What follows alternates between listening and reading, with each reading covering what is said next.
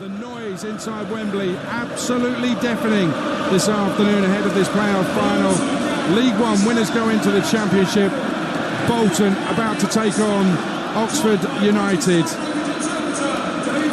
as we await the national anthem sung by 18-year-old Naomi Simon.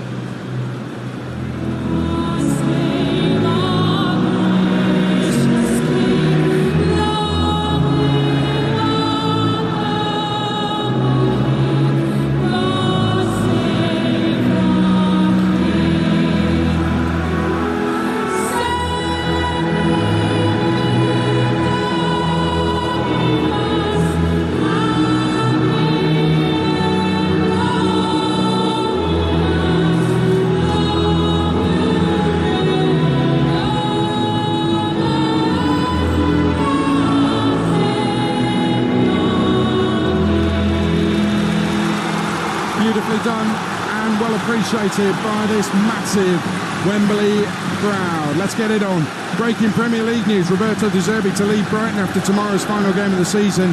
It's a mutual agreement with the club. There's more on the website talksport.com. Bolton finished third after 46 games. Oxford got into the playoff places on the final day. Everyone's been telling me Bolton will win, but that's not always how the playoffs work. Bolton-Oxford, winner goes into the Championship. It's live on Talksport with Chris Iwelumo, Adrian Clarke and Ian Danter. Thank you, Adrian, and a very good afternoon to you wherever and however you're listening to us here live at Wembley. Bolton Wanderers making their 15th appearance at Wembley Stadium in both its old and new form. Only 7 clubs have been here more than the Trotters. Oxford, conversely, only made one visit to this part of London in their first 116 years of existence, and then made 4 appearances within the next 2 decades. They were here not long ago, Oxford losing a League One playoff final behind closed doors to Wycombe Wanderers. Bolton were here last year, thumping Plymouth in the Football League Trophy final, which you heard live on Talksport 2. And now it's all about the one remaining spot in next season's Championship that's up for grabs. Both sides make one change from the second leg of their playoff semi-finals. For Bolton, the change is forced on their manager Ian Evatt, Nathaniel Ogbeta having to come into the side because Randall Williams, their left wing-back, picked up a knock in training. Nathan Baxter is the Bolton keeper, Gethin Jones, Ricardo Santos and Owen Toll as a back 3. Josh Cogley, Paris McComa, Josh Sheehan, George Thomason and Nathaniel Ogbeta across midfield. Dion Charles and Aaron Collins are the strike partnership on the bench. Coleman, Dempsey, Advoyejo, Jerome, Morley, Iredale and Forrester. John Daddy Budvarsson not fit enough despite being back in training, the Icelander. And incidentally, 5 of that starting 11 played from the start against Plymouth here last year. As for Oxford, their change is tactical from their manager Des Buckingham. He's picked Sam Long at right full-back ahead of the on-loan Finn Stevens. Other than that, it's the same side that got the job done at Peterborough in the second leg. Jamie Cumming is the goalkeeper. Back 4 of Sam Long, Elliot Moore, Kieran Brown and Joe Bennett. Cameron Brannigan's the holding midfielder. Owen Dale, Ruben Rodriguez, Tyler Goodrum and Josh Murphy across midfield. Mark Harris is the lone striker. And as for the Oxford bench, Eastwood, McGuane, Stevens, Lee, Brown, McEachran and Bodin.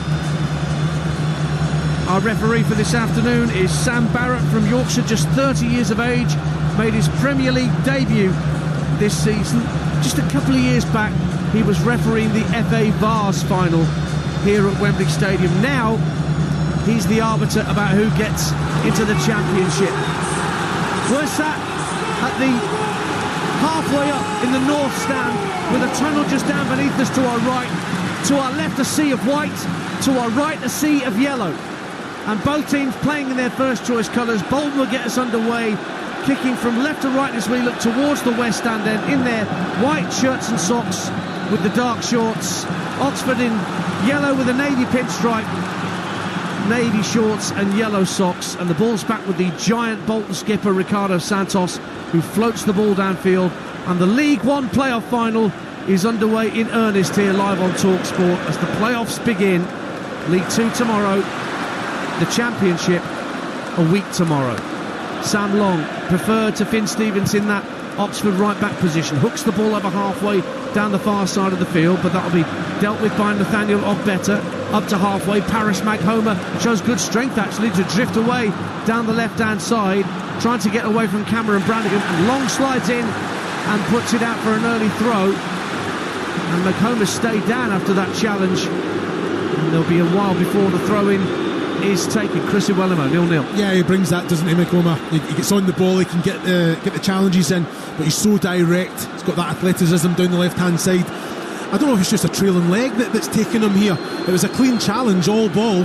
I'm just trying to think if it was, it's an ankle as well. It's a sore one, Ian. Yeah, we're just seeing a replay, Adrian Clarke. That doesn't look particularly clever, does it? No, he was very forceful in the challenge, and that trailing leg took out the standing leg of Paris Maghoma. Yeah, it's a little bit of a twist to the ankle. What a shame, because Maghoma had started the first 30 seconds outstandingly well. He'd hunted down the ball, he'd driven down that left-hand side, so hopefully he's not too badly hurt here, because that would be a real blow to Bolton Wanderers. He's been an excellent player for them all season. He's on loan from Brentford, Paris Maghoma, getting treatment at the moment, so you're missing none of the action here at Wembley. The physios are out there tending to his right ankle. Nothing malicious in the challenge from Sam Long, let's have that right. No, it wasn't. It was a strong challenge, but you can tell by Maghoma's reaction that he knows it's not right. And it's the ankle. It's one of those, even if he does carry on, it's something that will stiffen up. You've just seen it kind of go and come back in. It's a forceful one, but it's a fair challenge, all ball as well, but it's just that trailing leg that took Maghoma there. So 0-0, and we wait for play to restart. Couple of minutes gone on Talksport and the playoff final. A reminder that Chelsea are cruising to the WSL title, 5-0 up at Manchester United in the second half. Manchester City are doing what they have to do. They're leading at Aston Villa, but that's nowhere near enough. They need a massive goal swing. Maghoma is back on his feet, just jumping up and down on the far touchline to check that right ankle. Meantime, Bolton will have the throw down the left-hand side, and we're back underway. And Ogbeta gets the ball in field, and George Thomason, stylish midfielder in the centre for Bolton, works it back to his captain Santos on halfway. Three centre-halves for Bolton. Remember, it's a 3-5-2 against a 4-1-4-1. Stars make fights, Adrian Clarke, sometimes. They do, yeah, and I think that the clash here is out wide. I think that the difference in system is always interesting when wing-backs come up against full-backs and wingers. It's a situation where they have to push the opposite winger backwards, and if they can't do that, they're often in trouble, because then you can get overloaded on 2v1. So look out for the battles in the wide areas today. Adrian Clarke and Chris Iwelumo alongside me, talking about styles make fights. Don't forget the watch along tonight from 9 on the Talksport Boxing YouTube channel for Fury Usyk. Throw into Bolton Wanderers on this near side. Bright sunshine in the half that Bolton are defending away to our left. The other half at the west end of Wembley Stadium to our right, that Oxford are defending, is completely in shade in the late afternoon sunshine. Ian Evatt wants to retrieve the ball, the Bolton manager, as it's gone out for a throw. What a job he's done. 9th, 5th and 3rd in his 3 seasons as a League One manager with Bolton. Great progression that you've seen, Chris, from him.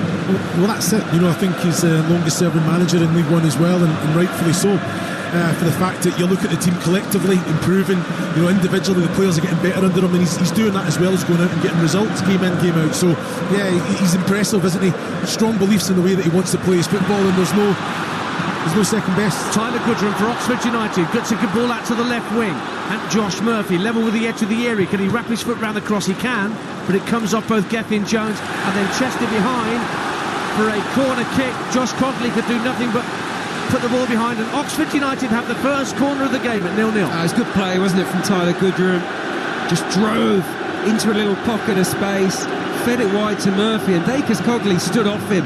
He was a little bit nervous there, and they win a corner as a result. Right-footed in-swinging corner to come from Murphy as he plays it short to the left-hand side. It's clipped into the far post. It was a decent delivery from Joe Bennett, but went over everybody's head. And Bolton clear, but it's retrieved just shy of the halfway line by Cameron Brannigan. And back to the back four, the last defender tidying up for Oxford, Goodrum. Gets the ball out to Murphy on this left-hand side. He comes in field, just over the halfway line, plays the ball across to the right-hand side of Owen Dale, and lays it back off to Long. Brannigan, one of Oxford's most important players. He's the man from the penalty spot and with free kicks. Extraordinary story that he had. Very nearly went blind after an eye problem was picked up 4 years ago.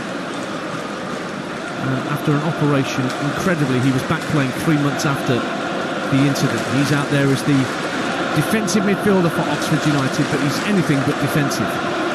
Here's Joe Bennett, once of Middlesbrough and Aston Villa for Oxford, rolling it back to Kieran Brown, who I thought was excellent, in particular in the second leg against Peterborough. Adrian Clarke really put himself about on a difficult night. They were both superb, weren't they? Kieran Brown and Elliot Moore spent most of the game defending their own 18-yard box. I've got to say, in the early stages of this match, they're looking to squeeze up, they're looking to get on the ball and try and play in Bolton territory as well. They're certainly not come here to Wembley this afternoon to sit back and absorb pressure. 6 minutes gone on Talksport in the League One playoff final. 0-0 between Oxford United and Bolton Wanderers. Ricardo Santos skies a ball high into the air at the back for Bolton. Underneath it is Sam Long, but his header will just drop comfortably for Nathan Baxter in the Bolton goal. 0-0. Just little moments like that, you're looking at Santos, he has time just to he can take it with his chest forward. He nullifies any advancing player, he keeps possession of the ball. He's actually got a lot more time. If you put the foot through it, you're just giving possession back, or you're not. Be controlled, be composed in those situations. It's not a hard skill. Just take it in your chest, in your stride, and then get your head up and play. Gethin Jones feeds a ball down the right-hand side, asking Dion Charles to give chase for Bolton, but Kieran Brown protects the ball well, knows it was drifting out of play on this near side and lets it do so. So Joe Bennett will have the throw for Oxford United. 8 consecutive seasons in League One for Oxford. Carl Robinson was their most recent manager, and Liam Manning before the reins were handed to Oxford-born Des Buckingham, who took over from Liam Manning during the season and has guided them into the playoffs for the second time in 4 years. Ball's back with Nathaniel Ogbeta, and he is caught by Owen Dale, so it's a free kick. I'm pleased to say that Paris Makoma showing no signs of that ankle injury he picked up. Ball's out on the left-hand side for Bolton. Charles making a run into the area, but it's fed back to Ogbeta. Now back on halfway, Owen Toll squares the ball infield to Santos on the penalty, on the halfway line, right on the centre spot. Poor ball from him though, picked up by Goodrum, who comes over the halfway line, jinks inside Sheehan, and Oxford coming forward again down the right-hand side. It's with Dale being faced up by George Thomason. Worked back 5 yards or so to Sam Long for Oxford. Going to cross in deep from the right-hand side. Comes off the backside of Josh Sheehan and out for a throw. 0-0. Well, it's excellent from Josh Sheehan. Go, stop the cross right from the start. That's it. Don't get in the face. And it's one of them, take the block. You've seen 2 instances there of what to do and what not to do. Ogbeta gets the ball, he drives past his man, he gets his head up, and then he's taken down as a foul before he releases it. Ricardo Santos does everything right, he gets away from his man, but then he tries a little flick with the outside. He's out of position, gives it away, and there are 3 Oxford players in advanced position that he's got to get back and get himself in play. Here's Brannigan driving into the area for Oxford, squared it across, trying to find Mark Harris, but Bolton had enough defenders back to sweep it clear up to halfway, but Brown has it back for Oxford on halfway, tries to feed it out to the right wing and took a nick off a Bolton player for an Oxford throw. 0-0, and we played 9 minutes on Talksport. Yeah, I think that Des Buckingham will be the happier of the 2 head coaches in the early stages. I think his players look very comfortable down there on the pitch and knocking the ball around with plenty of belief and a little bit of swagger. Oxford in possession now with Ruben Rodriguez, real boxer tricks in midfield, and apparently an absolute nightmare in the changing room. Great run through the middle for the moment by Sam Long, but he was dispossessed in the end, and Sheehan trying to bring it away from Bolton gets in an Oxford United sandwich in the middle of his own half, and that's a free kick. 0-0. Well, again, excellent play from Sheehan, very, very tight area, a lot of Oxford players around him there, and they play out. I love it, I think it's excellent, going into an area where there's 3-4 Oxford players and then just a little tic-tac through to them, take a little knock, go down. But it's better than just putting the foot through it and giving away possession. Oxford are using the ball very well. The pace of the passing, they're getting numbers in attacking areas, trying crosses coming in. There's bodies breaking the neck to get in the 18-yard box as well. But at the minute, Bolton just need to be a little bit more patient in possession.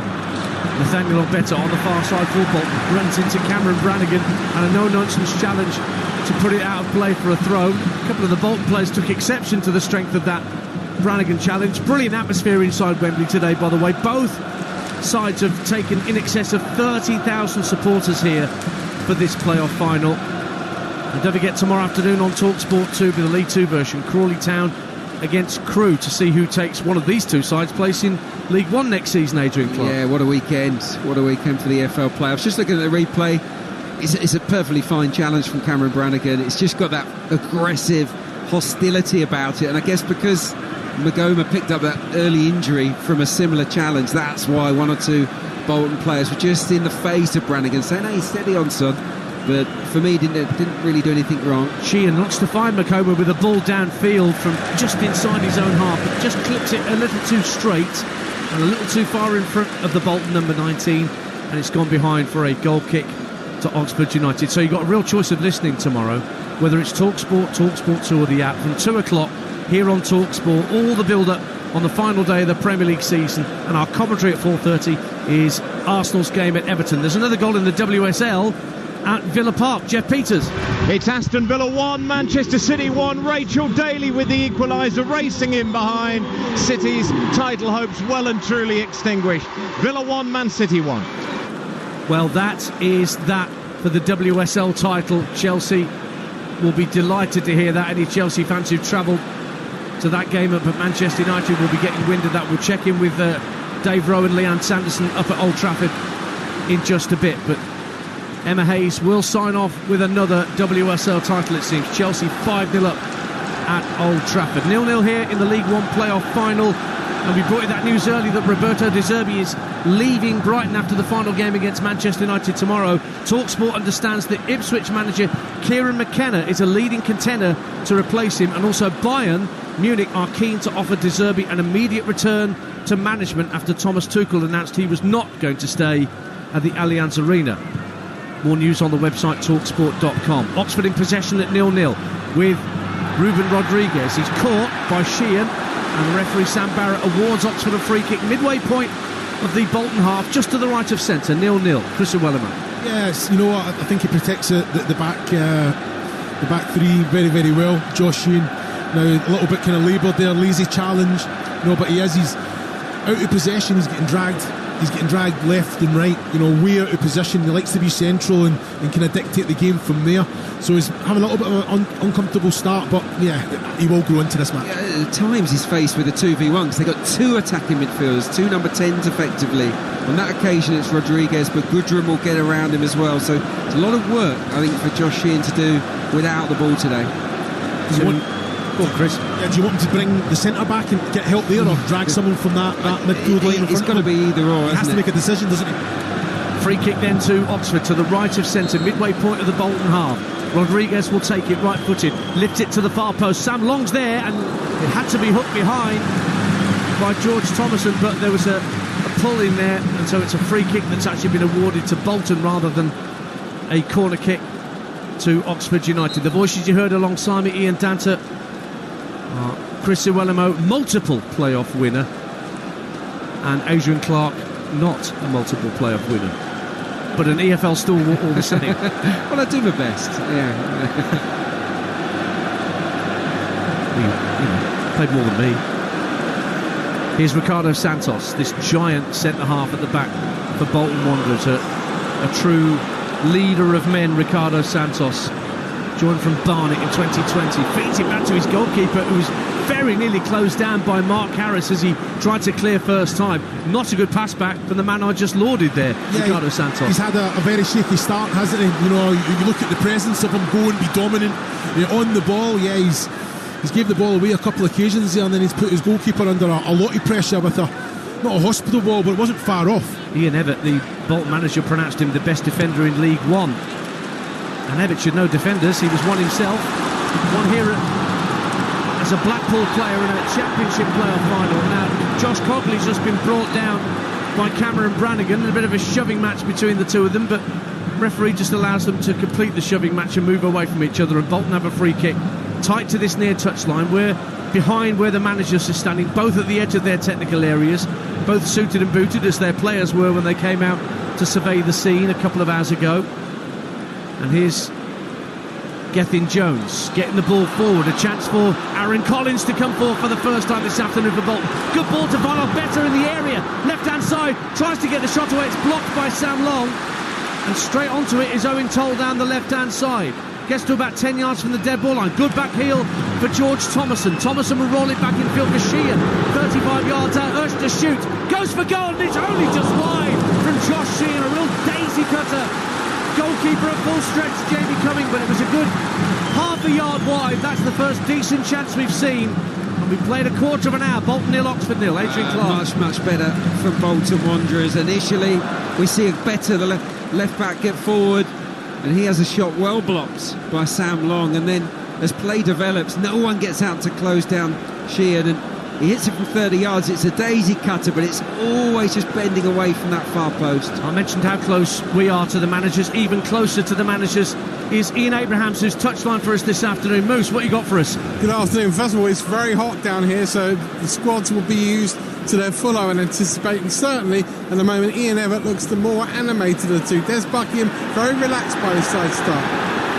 Thank you, Ian. Josh Sheehan in the centre circle for Bolton Wanderers. 0-0 the score on Talksport. 16 and a half minutes gone at Wembley Stadium. Josh Cogley on this near side, the Bolton right, works it back to one of the three Trotter centre halves, Jones. Now Santos tries to hit the ball into out, and that's another misplaced pass from the Bolton captain.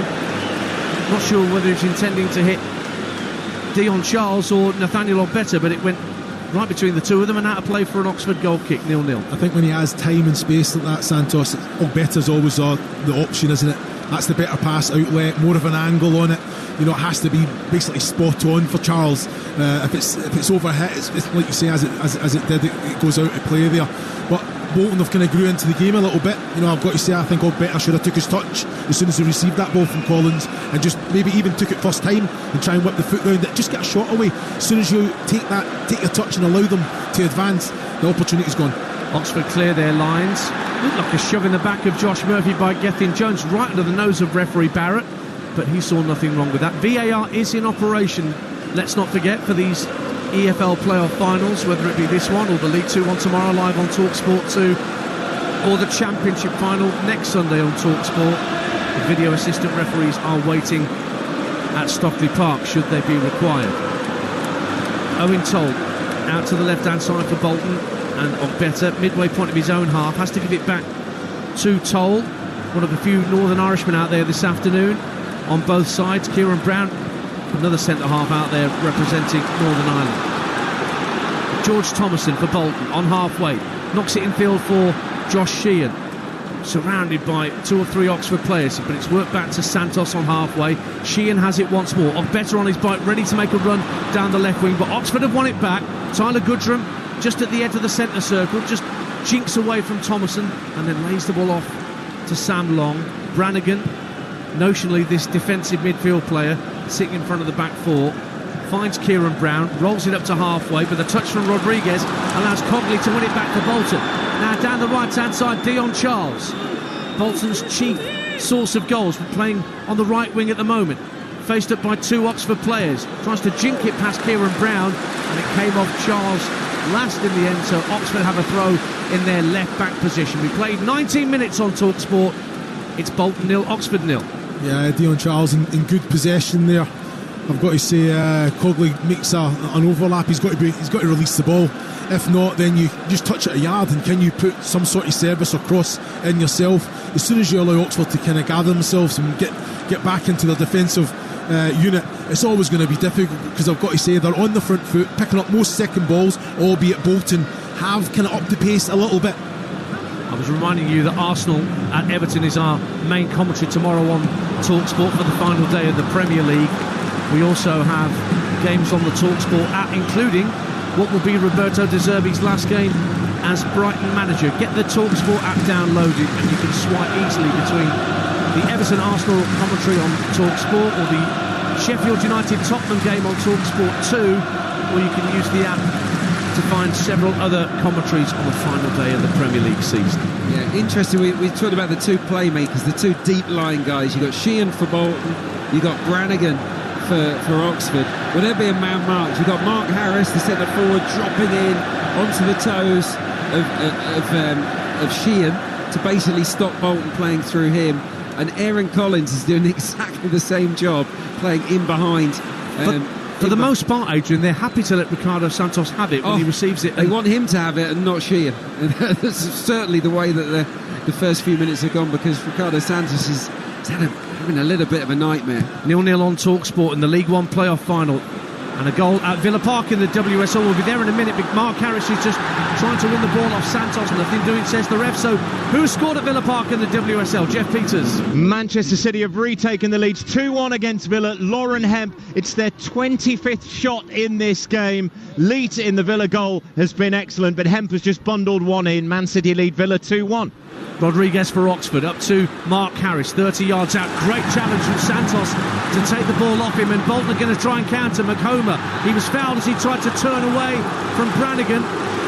Brannigan flicks his arm at the referee as if to say never in a million years was that a free kick, but it's been given. Bolton will try and get play restarted, but could that be classed as a professional foul, Chris Iwelumo? Would you tempted to see that as a yellow? No, not at all. I think the referee, Sam Barrett, I think he's letting a few things go. I think the challenge from Santos in the box, why give the referee a decision to make? Strong one from Santos. Well, better down the left-hand side for Bolton. Deep cross, and it actually skims the roof of the net, went behind. I think Jamie Cumming had it covered all the way. The Oxford goalkeeper on loan from Chelsea in January, kept 5 clean sheets, but made one of the most important saves in Oxford's recent history late on in the game we saw at Peterborough, Adrian Clarke. Yeah, it was magnificent. Obviously on loan from Chelsea. He's spent most of his career on loan, hasn't he, Jamie Cumming? But Gillingham and MK, excellent keeper. He's enhanced his reputation at all of those places. Just thinking about that cross, that was a poor one from Nat Ogbeta. The wing-backs are huge for Bolton. We haven't seen a good cross yet. And we're a fair way into this first half. Because you're not there, Adrian. That's why. About that, but they certainly need more, because the ammunition that those two guys supply is a massive part of what Bolton do. 0-0 in the League One playoff final. Out it goes to the right-hand side for Oxford, headed out of play by Toll. Chris Iwelumo, you're going to say something there? Just saying on what Adrian said there, I think it goes down to the wingers, isn't it? They're on the front foot, they're using the ball better, Oxford, so it's not really given the opportunity for Bolton to get into those expansive wide areas as well. But I've got to say, the distribution from like Sheehan, he's got Harris on his toes, so he's not really having that freedom that he can dictate and play those passes. I'll tell you, I haven't played wing back briefly and not very well up against teams that play 4-4-2. It can be a lonely place when you've got the 2v1 all the time. You need a little bit of support. Tyler Goodrum bursts forward for Oxford United down the inside left channel, 3 to his right, gets to about the centre of the half, plays into the feet of Harris, who dropped a little deeper. He plays it out to Dale on the right wing for Oxford, lays it off 10 yards or so back to Sam Long. Dale stayed out there on the touchline, wanting the ball rolled back to him, but Long is forced to go back in field to Brannigan. Now it goes out to Dale on the right wing, but Ogbeta is not letting him turn. Ball goes infield neatly to Ruben Rodriguez, can turn and run towards the edge of the area. Good run from Rodriguez, gets to the edge of the D, and bends a left-footed shot just wide of the post. That's Oxford's best chance of this opening quarter. Stays 0-0. Well, it was an excellent play from Ruben Rodriguez. A little give and go, gets the ball back, he's driving. There is a foul in the process, great refereeing, allows it to the advantage. A little bit of trickery, gets that yard, 20 yards from goal. You know what, he'll be disappointed he's not hit the target. I think he's just tried to bend it round Santos, go for that top left-hand corner. Yeah, it's a little bit further away than what I thought. He's got to hit the target there, he's got to work Baxter. What a little scissor that was, or a step over, whatever you want to call it. He has sent Owen Toll to a different place there. That was how to do a step over. He's just thrown his shoulder at it and gone the other way. That was absolutely superb. Came to England a few years ago and started his EFL career at Notts County. Well, actually, National League career would have been at first. And came through the divisions. Scored 9 goals this season. Ruben Rodriguez. Ricardo Santos in possession, was giant at the back. I'll tell you what, I know you won your charity boxing match a couple of weeks ago, Chris Iwelumo. I'd love to see you two get in the ring, you and Ricardo Santos. That's a you can't get a bus ticket between you two size-wise. You can see that it's very evident that Oxford are allowing Santos to have the ball, but we've already seen that he has a range of passing. So can't he be the player to switch it to Ogbeta and the likes of Cogley? The problem is, Chris, he's got no confidence at the moment. Quickly taking a free kick left-hand side. Nathaniel Ogbeta for Bolton, drifting down the left-hand side, gets to the left-hand corner of the box, whips in an early ball, headed away by Moore, and then 50-50 challenge. Owen Dale thought he'd won it, but the throw-in's been given Bolton's way, and the Bolton fans to our left just a little bit encouraged by that move down the left-hand side. For the first time, Ogbeta had a bit of space to move into. 0-0. It's much better, isn't it? End product, it's had to be defended well, positioning. That's what you want from your wide men. Like me, as a striker, you know as soon as they come over the halfway line, they should have an understanding what you want. If it's into feet, if you're pulling on the second centre-back for that clip ball, or when you're in that attacking third, and they're standing it up, they're firing it across. This is what you want, end product every single time. Bolton Wanderers 0, Oxford United 0 on Talksport. 26 minutes played in the League One playoff final at Wembley. A place in the Championship up for grabs. And as one team enters, another one will exit. Will it be Leeds or Southampton to get into the Premier League? You'll find out a week tomorrow live on Talksport. Meantime, Bolton have been awarded a free kick. Midway point of the Oxford half, just to the right of centre, closer to the side of the pitch that we're commentating from, the north stand side, with the tunnels just down beneath us. We'll chip back in with Ian Abrahams, our touchline reporter, in just a moment, and see how this free kick goes for the Trotters. And the referee Sam Barrett just having a word with Elliot Moore before the free kick's taken. He wasn't the player that fouled the man, but I think he's just reminding Elliot Moore of his team's responsibilities. Look, they've been aggressive, haven't they, Oxford? They've put in some fierce challenges in the opening 26 minutes, and maybe he feels that they've overstepped the mark on a couple of occasions. Now, Bolton are a good set-piece side. 21 goals over the course of the League One season, second best behind Derby County. So these kind of scenarios are ones that they specialise in. Josh Sheehan, the man standing over it, although he's just beckoned over a teammate to give him an option. It's just Josh Cogley to make a run down the right-hand side as a sort of decoy. So there's only a one-man wall now for Oxford, but this is a fair way out. Good 45 yards out from goal, and Sheehan dummies to take the free kick. And there was a player making a run down the right-hand side of the box. It was Aaron Collins, but that was a dummy. Sheehan now plays it short into Collins, who lays it back to Paris Maghoma in the centre of the half. Floated pass out to the left-hand side for Ogbeta. Managed to head it up in the air. Oxford tried to clear, but instead it ends up being a Bolton Wanderers throw on the left-hand side. 0-0. 27 minutes gone on Talksport for the right to get into the Championship next season. One half-decent chance for either side. Ball's back just inside the centre circle with Ricardo Santos. Now Gethin Jones, one of the other Bolton centre halves, plays the ball along the deck to the feet of Collins, holds it up well with Kieran Brown at his back. Sheehan goes down under pressure from Mark Harris, who, as Adrian Clarke mentioned, has been tight to Josh Sheehan pretty much since the first whistle. Ball's out of play. Both managers still in their suit jackets, so we can't see whether they're sweating, Ian Abrahams. I think they probably are, and certainly there was real anger from Des Buckley a minute or two ago. That Rodriguez shot just in the build-up, really bad challenge by Cogley, trying to manhandle Murphy. Watch out for that on this near side. Ian Abrahams, our touchline reporter for Talksport this afternoon, and he'll be speaking to all the headline makers when the winners are crowned at full time, whether that requires just the 90 minutes or extra time, or indeed penalty kicks. 0-0.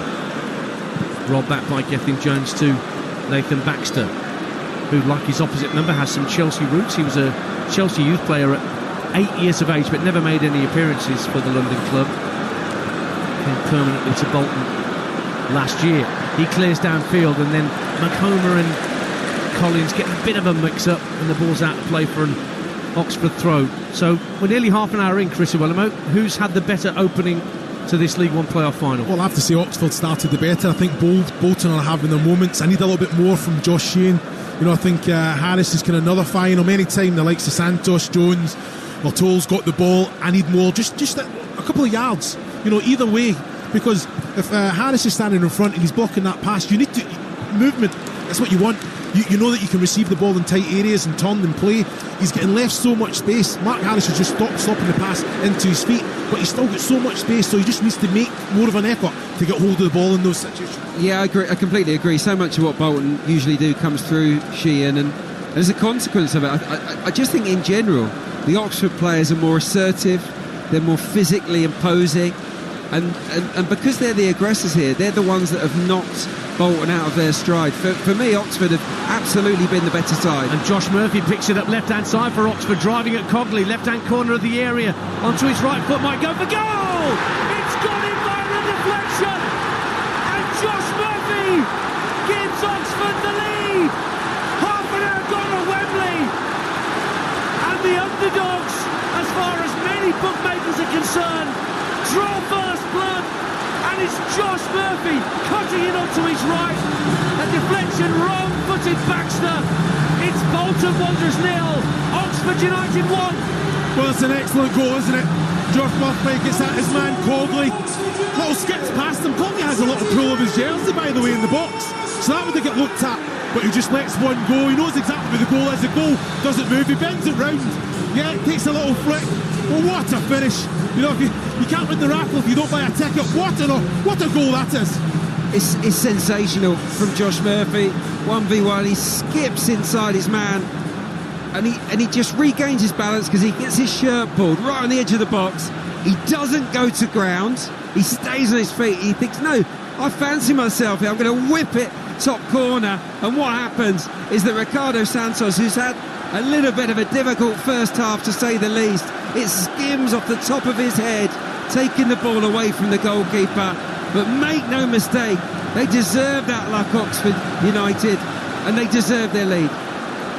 Josh Murphy, 29 years of age, twin brother of Jacob, has given Oxford the lead then. And we're waiting for a restart because there's an Oxford player, Mark Harris, down injured. Late goal at Old Trafford in the WSL. Leanne Sanderson, Dave Rowe. Chelsea have hit Manchester United for 6, and it's a goal for Fran Kirby in a farewell appearance off the bench 10 minutes or so ago. Played through by Sophie Ingle. Calm finish, super finish. Leanne, Chelsea have been fantastic, and that's a great goal. They have, and I think, you know, if anyone deserves it, it's Fran Kirby. I tweeted that I wanted her to come into this game. They were 5-0 up. Now the game was wrapped up. For her to get that goal, the Chelsea fans have been cheering her name ever since he stepped onto the pitch, and totally embarrassing for Manchester United. I'm not going to lie, some of the fans have decided they're going to leave. It's been really poor from them, but I'm delighted for Emma Hayes and Fran Kirby and this Chelsea team. Title glory coming shortly. Manchester United 0, Chelsea 6. Chelsea will be WSL champions presently. We'll make sure you know about the full-time scores here on Talksport. We're just back underway here at Wembley, where Oxford have the lead, courtesy of Josh Murphy. And Bolton, the much fancied Trotters, find themselves behind here. Remember, they finished 10 points ahead of Oxford in the regular season. Out to the left it goes, and Ogbeta. Oxford just temporarily down to 10 men. Mark Harris waiting to come back on. I think he might have lost a contact lens in the celebrations for Josh Murphy's opener. Now he's back on, so we're back to 11 against 11. Ogbeta for Bolton on the far left-hand side of the field. Rolls it back to halfway, and Toll taking the game down to walking pace. Infield it goes to the captain Santos. Now Jones into the feet of McHomer, who knows he's got Goodrum at his back in the Oxford midfield, and Santos elects to go back to his keeper Nathan Baxter. Takes a touch to set himself and finds Toll. 1-0 to Oxford. We saw the reward, didn't we, there for staying on your feet.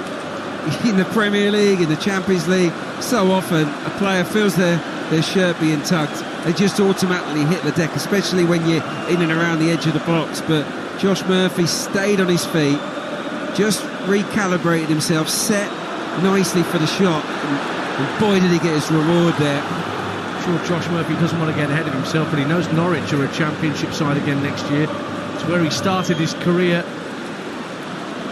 Now down the other end, Dion Charles looking to get beyond Kieran Brown, but what a challenge. It is a corner to Bolton Wanderers, their first of the game. Dion Charles, lots of pace, but Kieran Brown stayed with him and toe poked it behind for a corner. 1-0 Oxford. Yeah, it's always a dangerous one when that ball's bouncing behind Kieran Brown there. As a striker, Dion Charles, I thought he could put a little bit more pressure on Brown, try and protect the ball a little bit, get his body between ball and man. You're inside the box, so either has to come through you to get the ball, but like you say, good defending in the end, timely challenge. Away to our right in the west stand. It's going to be a left-footed in-swinging corner on this near side from Nathaniel Ogbeta into the near post. It's cleared away at the near post by Goodrum. Now has it at the edge of his own penalty area, turns inside with two Bolton players round him, and he was being fouled, although he skipped away from those challenges. Anyway, he's a busy little player, Tyler Goodrum. Bolton 0, Oxford 1. Yeah, he really is. He's only 20. It was a good insight, wasn't it, from Danny Mills ahead of kick-off about his personality and what a live wire he is in the dressing room. But that's why I think, you know, having a mixture of ages inside a dressing room is so important. You don't just want a load of oldies. You certainly don't want a bunch of, you know, completely enthusiastic kids or over-enthusiastic. It's nice to have a balance. Well, he's approaching 100 appearances already at the age of 20. And he's a good player. I've seen him in the flesh a few times now, and his energy has always impressed me. He's dynamic. Bolton Wanderers 0, Oxford United 1 in the League One playoff final here on Talksport. What was the reaction on the benches to that goal? Talksport's Ian Abrahams, his touchline. Well, Des Buckingham was more interested in making sure his side was switched on defensively. That's Oxford's first goal this season against Bolton. And I did tell you a second or two before that, Cogley had fouled Murphy. Didn't want to do it again on the edge of the penalty area that time. Indeed, it was 5-0 back in March to Bolton at the, and I'll say this carefully, Tough Sheet Community Stadium. 0-0 at the Kazam before that. But Oxford have hit the front. Bolton trying to respond. Josh Sheehan on halfway for the Trotters. Plays it to his right for Jones. Jones into the feet of George Thomason on the inside right position. Floats across into the area. Just gets under the boot of Aaron Collins, who had space. If he controlled that, he could have been in on goal. But the ball drifted away from him, and then Oxford won a free kick for a foul just in front of their own 18-yard line. Oxford 1-0 up here. Yeah, much better from Bolton there, the way that they played from the defensive unit into that middle third. You know, Thomason on the ball, that's what you want, isn't it? Ball coming across. You just look at Collins there, just better control, eye on the ball. Can he either take it first time if it's stuck under his foot there, you know, I think, but there's end product coming into the box, which is a positive. Free kick to Oxford, who've only won one in their last 8 against Bolton. That was a 3-1 win up at Bolton in October of 2022. That 5-0 defeat that we mentioned this season up in Lancashire was Oxford's heaviest defeat of the season. As Chris Iwelumo said, it prompted a heart-to-heart meeting with manager and squad. And my word, how they've bucked up their ideas since that performance. Haven't lost away since. I'm so impressed with their pressing in this game. It's very, very well organised. You know, they're one after the other triggering, and they're getting in the faces of the Bolton players, not allowing them time or space on the ball. You know, that's what you have to do. Another example there is Cameron Brannigan just denying Dion Charles any space. Adrian Clarke. We know Bolton are a football inside. They want time and space. They want to. Look, here we go again, putting the pressure on Sheehan. On this occasion, it's a foul, but they're very, very hostile here, and I like what I see. Adrian called it earlier on in his commentary. You know, you thought looking at the defensive line, it's stepping up, it's dropping.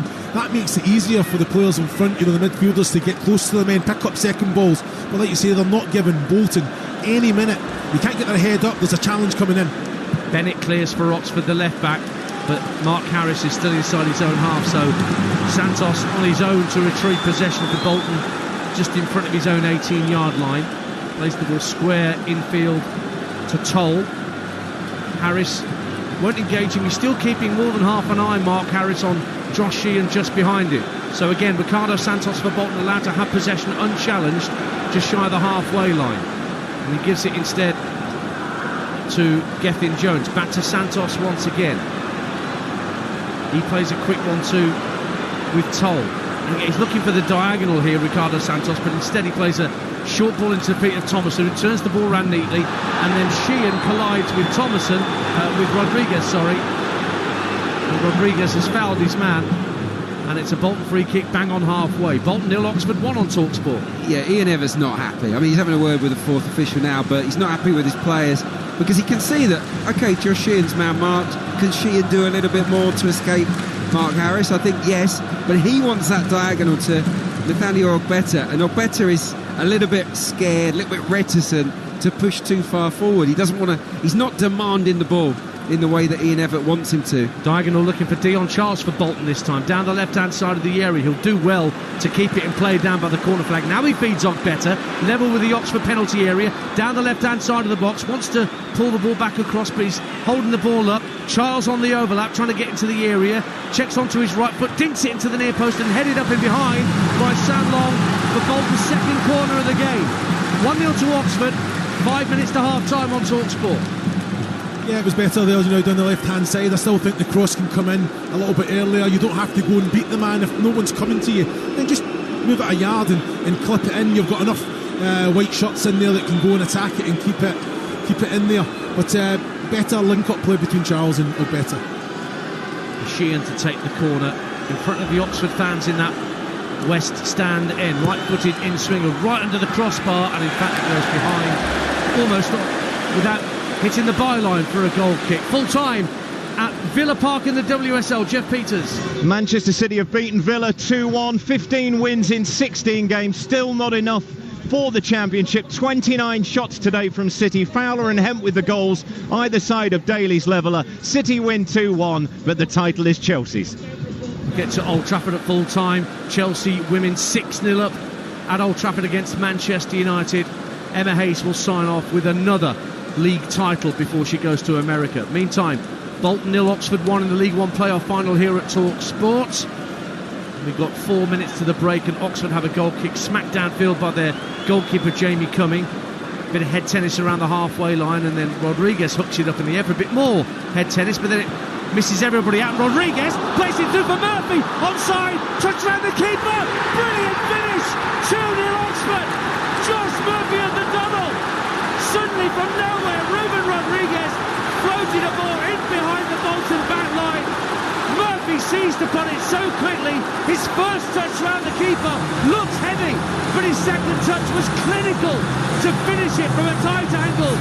And as we edge towards half-time, Bolton Wanderers have lots of work to do. Oxford United fans in dreamland. Bolton 0, Oxford 2. That is sensational from Oxford United. Rodriguez has been brilliant in this first half. Picks out a beauty of a pass, and does Murphy time his run to perfection? It's tight, let me tell you, but he makes the run inside the fullback, and then the touch to take the ball around the goalkeeper is extraordinary. He's onside, but the touch, it looks heavy, but it's absolute perfection. It takes the goalkeeper out of the game, and then from the angle, he's never going to miss. What a goal. You're thinking about the touch that he took. He knew exactly what he was doing. He was in full stride as well. The touch was perfect, the weight of it, and then the angle just to slip it in. Baxter's he's scrambling, isn't he? Got nowhere near. It's an excellent goal. Now from start to finish here, the timing of the run, the weight of the pass, the touch itself, the finish, I've got to say, takes the money from it all. And the first touch of Ruben Rodriguez when the ball was coming down out of the sky like he had carpet slippers on to bring it down, and then the vision to see the run of Josh Murphy. Oxford lead 2-0. Full time at Old Trafford in the WSL. Dave Rowe. Manchester United 0, Chelsea 6. It's the game that Emma Hayes and Chelsea would have dreamt of as they claim their 5th successive title. A fantastic first half display. 2 goals by Mayra Ramirez, who was an absolute bulldozer. She scored twice and she made 2 goals too. One for Richard Conrad, one for Shuka Nushkin. Second half, Leopold's got the 5th, and a really popular 6th scored by Frank Kirby in her farewell. Celebrations on the field here. Chelsea are champions. Manchester United 0, Chelsea 6. And we'll get Leanne Sanderson's reaction. She's at Old Trafford as well. That'll be at half-time with Adrian here on Talksport, where Bolton have 90 seconds plus added time before we get to half-time to do something about this 2-0 scoreline that Oxford United have. Ball's in the Oxford half. Everybody bar Nathan Baxter is inside the Oxford half. It's teased out to Josh Cogley on the Bolton right, the near side to us. Thinks about a cross. Actually plays a neat 1-2 with Thomason. Then plays it infield to Santos, who's in the centre of the Bolton half of the field, looking for an option, squares it to his right for Jones. Jones into the feet of Thomason, who does well to feed the ball out to Josh Cogley, slightly off balance. Santos again, won't play a forward pass, he plays it again square to his right for Jones, and then in steps Joe Bennett to get in front of his man, Cogley, and brings the ball downfield for Oxford United. And Josh Murphy, who's on a hat-trick now, just plays a long ball downfield, but Baxter should claim that. Ian Abrahams is touchline and can tell us how that second goal was received in both dugouts. Well, let me tell you, Ian Evatt walked back to his chair in the dugout, perched on it, and looked a beaten man. He's never a beaten man, but he looked... By the way, Josh Murphy's brother Jacob is in the air flying. Doesn't know his brother yet scored 2 goals here. Into 5 minutes of minimum stoppage time at the end of this first half. And Ian Evatt just pointing both index fingers at his temples as his players miss out on another attacking opportunity. Going to be quite a half-time team talk incoming from the Bolton boss, Adrian Clarke. Well, I wouldn't want to be a Bolton player at half-time, let me tell you, because they've been dominated, physically dominated. Chris touched on this ahead of the show, ahead of the kick-off when we were pitchside earlier. He said the team who's best without the ball will always, stand the best chance of winning the final, and there's absolutely no doubt whatsoever that the best team without the ball in this first half has been Oxford. They have been intimidating to play against. Santos for Bolton Wanderers. So into the second minute of 5 that have been added on. So as you've just heard, Manchester City have failed to land the WSL title. Will Manchester City's men get the job done tomorrow? You'll find out on game day tomorrow afternoon. Adrian's here from 2 o'clock in the afternoon. All the Premier League final day action kicks off at 4:30. Our live game here on Talksport is Everton-Arsenal. They're the team that can upset the apple cart and prevent City winning a 4th successive title. 4 o'clock the games kick off, not 4:30, do forgive me. And don't forget, over on Talksport 2, Tottenham are at Sheffield United, and we've got games on the app as well. Jurgen Klopp's last game as Liverpool manager and Roberto De Zerbi's last game as Brighton manager. Here's Bolton coming forward, drops at the edge of the area. Thomason tries a low drive, hits Elliott Moore, and Oxford can clear their lines, and they tried to feed Mark Harris on halfway, but Owen Dale's pass was intercepted. Out on the left-hand side, Bolton have possession of better once it slid down the left-hand side. It's gone in field to Dion Charlton. The ball's not sticking with him, and Oxford will have it back, and Dale, back doing his defensive duties, finds Sam Long. Cleared up to Harris, who's chasing his own flick on as he sent it over halfway, but Santos gets there first. Bolton 0, Oxford 2. See, Dion Charles, he's presenting himself there, and Bolton aren't playing the ball. They're taking an extra touch, and then all of a sudden, as a striker, you're thinking, well, I've got to move, and then all of a sudden he goes to move, and then that's when they play it. So there's got to be an understanding. They've played against with each other long enough that they know, right, I'm going to show away, I'm going to come into that space, make sure that you fire, and you don't need to look in my eyes to play the pass. There's got to be an understanding there. A quarter of a century since Oxford United were last in the second tier of English football. And as we approach half-time, they have a 2-goal cushion over Bolton Wanderers here at Wembley Stadium, live on Talksport. And they have a throw, Oxford, in their left-back position, deep in their own half, to be taken by Joe Bennett. Harris is showing down the line for a throw, and so too Murphy. It'll break in field for Rodriguez, who finds Goodrum. Bennett tight to this near left-hand touchline, gives the ball back to Kieran Brown, who hits a no-nonsense clearance downfield. Macoma on halfway, loses out Murphy, manages to toe poke the ball into Cameron Brannigan, rolls it across the halfway line to Sam Long, and now Owen Dale just dropped his shoulder and tried to turn in field. Gets to the centre of the Bolton half, dinks it up to the edge of the area, but can't find Harris. That's comfortably intercepted by Santos, and he'll roll it back to his keeper, and the Bolton fans saying, get it forward quicker. You can hear the impatience of the Bolton fans to our left, I'm sure, as half-time approaches. Oxford 2-0 up. Well, I'm surprised he doesn't just release the ball to Thomason. He can just clip it down the outside and then be on the front foot. You've got probably 4 Oxford players out of position, so you can try and capitalise on that and drive forward. But like you say, confidence is a massive thing in any game, and it was safety first. Where can I go? I'm going to go back to my goalkeeper. Yeah, he got off to a poor start in this game, Ricardo Santos, and he hasn't recovered. He's now obviously deflected a Murphy shot into his own goal as well. I just don't think he's backing himself. He needs an arm around the shoulder, I think, from Ian Evatt at half-time. I don't know if he's going to get that, though. No, the hairdryer is limbering up in the Bolton dressing room.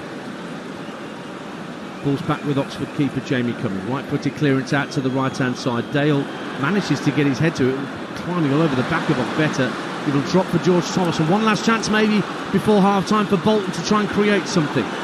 But Thomason has to play the ball backwards of square to Toll under pressure from this Oxford press that has been relentless for this first 45 minutes. Ball into the centre circle, but Josh Sheehan won't get that.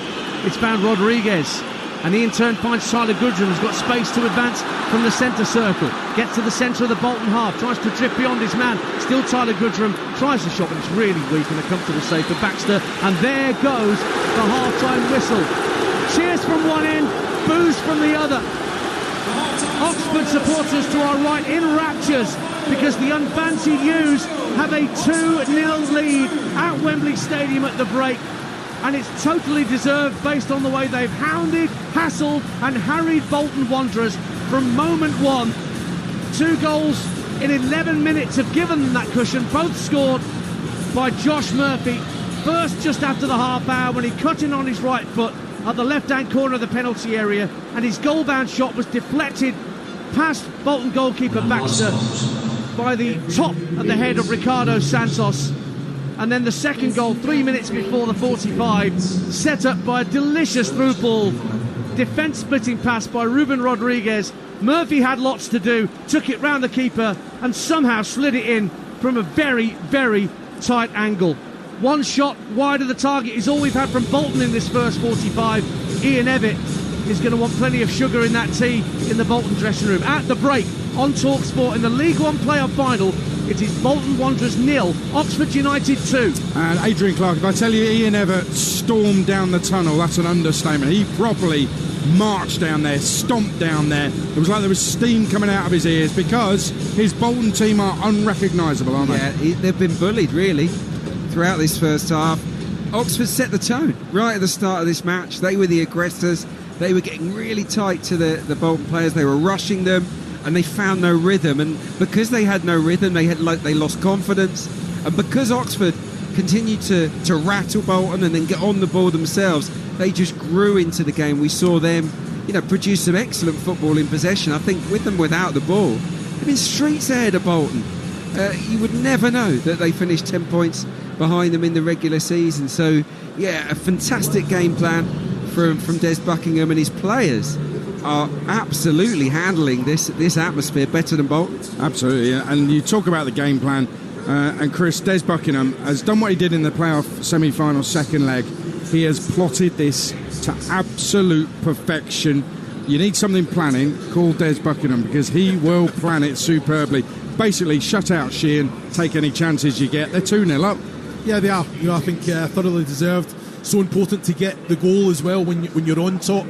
Haven't allowed Bolton to get the foot on the ball and dictate the tempo. And I mean, getting in the face, winning all the second balls.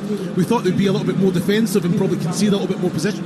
No way. No, they went out, the strong physical challenges. Straight away, Bolton knew they were in a game, and they couldn't really get into their groove. Sheehan is so important to the way that Bolton play, and that front three are just sitting on him. I need more from him, though, with the quality that he's got. He needs to just move 3-4 metres to either side, not even that, just to receive the ball, because once behind that three, there's still so much space for him to do what he does, but he's not dictating anything. No, he's overawed, isn't he? I think. Well, you're looking at Ian Evatt going, he's pulling his hair out. He's going mad at the side. Santos needs to be better in possession of the ball. He has a range of passing. Now we touched on it. You're looking at the wide Cogley and Alberta. They did go advanced, then all of a sudden Bolton were losing possession, and then they're having to track back and get into a defensive position. So straight away, as a player, thinking, you know what, I'm not really gonna venture too far forward, because we're not really being good enough today. Well, because of Oxford's pressure, the pressure they're putting on the Bolton players, they're unable to put any quality service into the forwards. Now, if there's no quality service into the forwards, if you're the wing back, you're thinking, well, shall I run or shall I just stay where I am? And they're erring on that side of caution. So as a consequence, they're just basically being pinned back. And look, everything that could have gone wrong has gone wrong for Bolton, and it's the exact opposite for Oxford, who for me have just taken the bull by the horns and owned this match. They've just got to keep it going.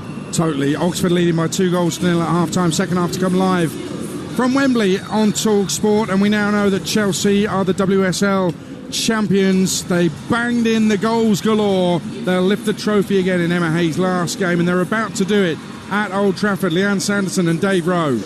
Yes, indeed. 6-0 to Chelsea here. Dominant performance overall, and you have to say the first half, especially when Ramirez was brilliant, scoring 2 and making 2, and too good for Manchester United. And then the second half was a cruise. Never any sign of United getting back into it. And a late goal by Frank Kirby was icing on the cake as far as Chelsea are concerned. I would say, Leanne, fair credit to Manchester United. They've just been parading the FA Cup on a slightly anticlimactic parade, but they are now staying on the pitch because they're going to watch Chelsea lift the trophy. Yeah, and I think anticlimactic is a bit of an understatement, Dave. I think it's kind of a strange game. We know Chelsea always know how to get the job done, and fair play to them, 6-0.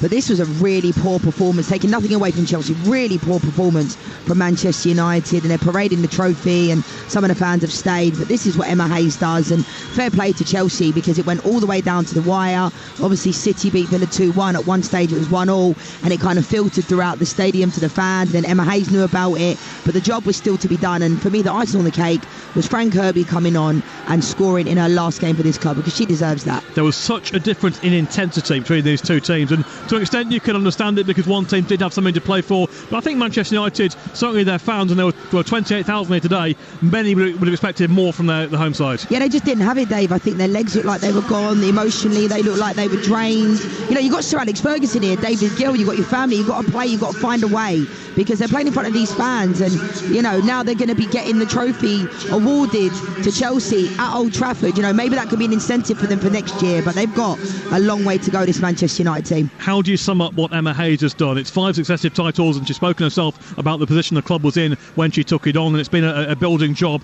and many felt this one wouldn't happen this season, and it's the big turnaround in the last couple of weeks. Some crazy results elsewhere, but when you look back on what she's achieved over a time, and certainly in these 5 seasons, how do you sum that up? Do you know what, Dave? I don't even think we've got long enough for me to sum up what Emma Hayes has done for the WSL, for, you know, the game, for Chelsea Football Club. 12 years, you know, wins the titles. It's not an easy thing to do. Getting there is it's easier. Getting there, staying there is even harder. So what a fantastic job she's done, leaving behind a legacy. It's not to say she won't be back one day at some point soon. You know, after this job, you never know, but she's done an incredible job. These players, you can see what it meant to them all. Even the players that are not in the squad today went and got their shirts on, and Emma Hayes was encouraging everybody to get on, and you could see the emotion in Emma Hayes' eyes. She doesn't show it very often, that emotional side of her, but she has that in her, and she loves this football club, and fair play to her. And these fans today have been brilliant. The medal's currently being handed out, so we're not too far away from the trophy. It's quite some act to follow for next season, isn't it? Goodness me, I mean, I know she would have wanted to go out with even more trophies because there was the quadruple at one stage, but to get this league title, that is some act to follow, but it's a strong squad. It is, and I think this one will mean probably more than even all the others, if that's even possible, because the way they've done it every single year, yes, it goes down to the wire, but last year at Reading, it was completely different. Everybody knew they were going to win that game. Reading were going to get relegated, but today, they had to come here and perform, and they did perform, because we can focus on, yeah, Manchester United didn't turn up, but the pressure was on Chelsea today, because we expected Manchester City to beat Aston Villa really convincingly.